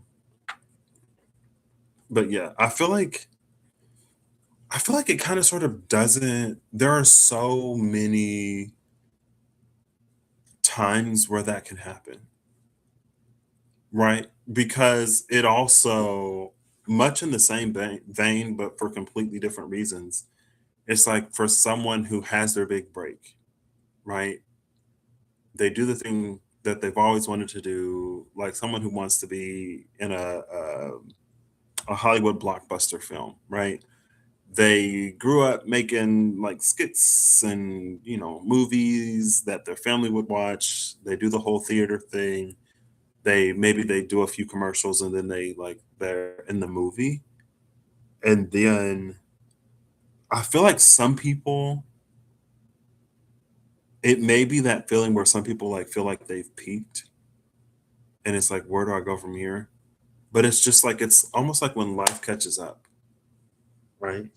Like that's another, and it's like, whoa, like, and again, this is where my brain is. This is also why I feel like I need to go back to the hermit cave, where it's like I can't keep a thought necessarily, or it's like I feel like my mouth isn't doing as good of a job communicating the thoughts. Yeah, it's fine. You didn't miss anything. Today was like a self read for the most part. Besides like the first maybe 10, 20 minutes, and then we got into the self read, and even still, that was part of it's all connected. Anyway, um, so, but in the beginning, it was like the Five of Wands, the Ace of Wands, I think the Five of Cups, no, Five of Pentacles, Five of Wands, Ace of Wands, the Five of Pentacles was there, the Eight of Swords was there, some other cards came out, and it was the energy of like someone going through something, maybe challenging, and then a solution being provided. But like with the Eight of Swords, instead of it being like the thing that solves everything, it was like a moment of reprieve. So it keeps us sort of focused enough for us to get to our next destination. And then it's like, maybe this is more so like the come down after, right? Anyway,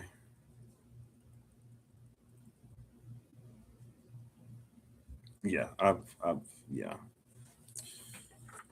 Let's open this. Ooh, the Three of Swords. That's a card we haven't seen. Speaking of the come down, I think because it's like raining, it's giving me that like cleansing rain, purifying rain, soothing rain, healing rain.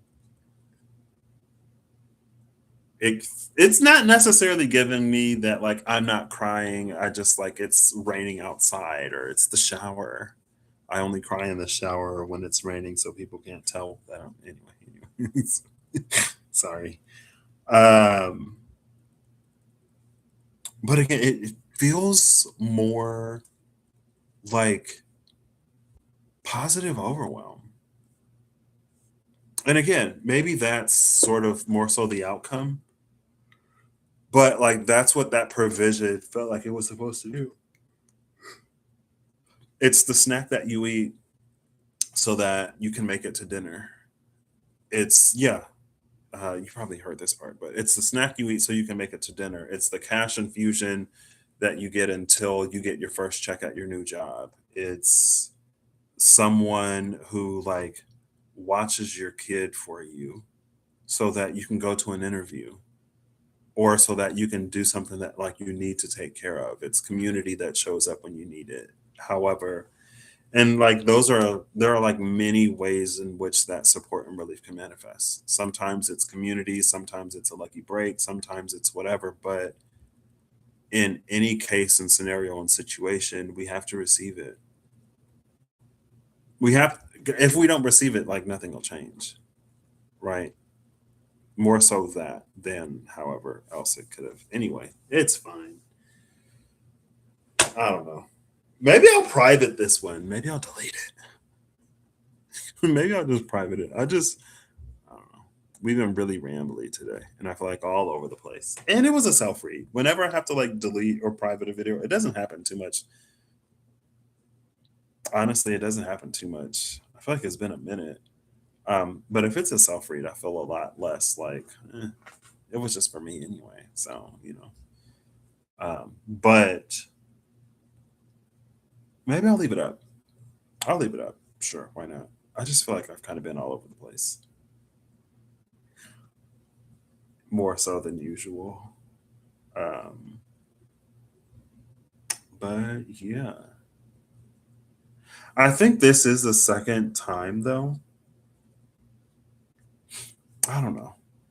I hear different people, not necessarily all the time, but every now and then, people be like, oh, I'm going to use the cards less, or I'm going to do this less, and I'm going to use my intuition more. And I'm like, I'll never stop using the cards.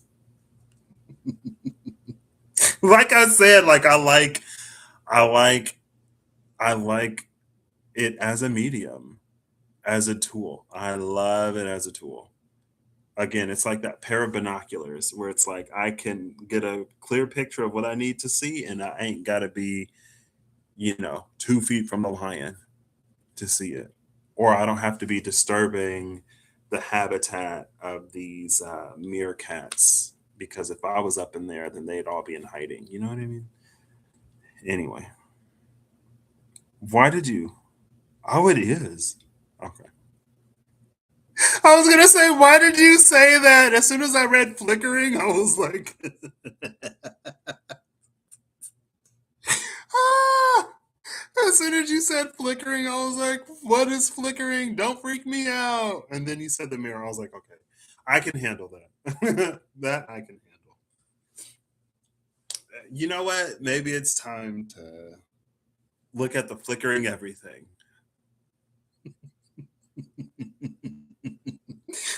All right. All right.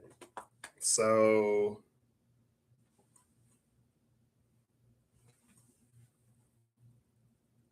oh, yeah, you do see it. Well, thanks, Eve and Kirsty, for stopping by. Two people that I was hoping to see today. And yeah, I honestly like, I don't know what I'm gonna do. What I'm gonna do. It's fine. I hope you all have an amazing whatever. Whenever you see this, I hope you're acting in alignment to make all that you wish to experience your reality. Whoa, is that it? Because I say it in every video. I hope you're acting in alignment to make all that you wish to experience your reality. Maybe that was that like Seven of Wands where it was like, are you gonna stand in? Oh my gosh, there's a better way to say it right there. Are you gonna stand in the way of like your own happiness? Are you gonna be so defensive or ready to put your guard up that you won't allow yourself to receive the thing that you said you wanted? Maybe I will. I'm just kidding. Yeah. I'm kidding because I'm a scaredy cat. Get it? I'm kidding. Uh, yeah, I hope you're acting in alignment to make all that you wish to experience your reality. I hope that whatever you need along your path, journey, and way you find, however you need it, I hope you find it in a way where it's like bearable or like not too whatever. You know what I mean? I hope that it can be gentle. There you go. These are hopes, right? I can hope that everything goes amazing, even if the world is doing whatever the world is, just because the world, and I feel like there was another, like, it's like one thing can impact another, but it doesn't necessarily have to have any bearing, right? Anyway, I can hope it for you because I do. And until next time, yeah, let's just keep Doing our best, I guess. I don't know. I'll catch y'all later.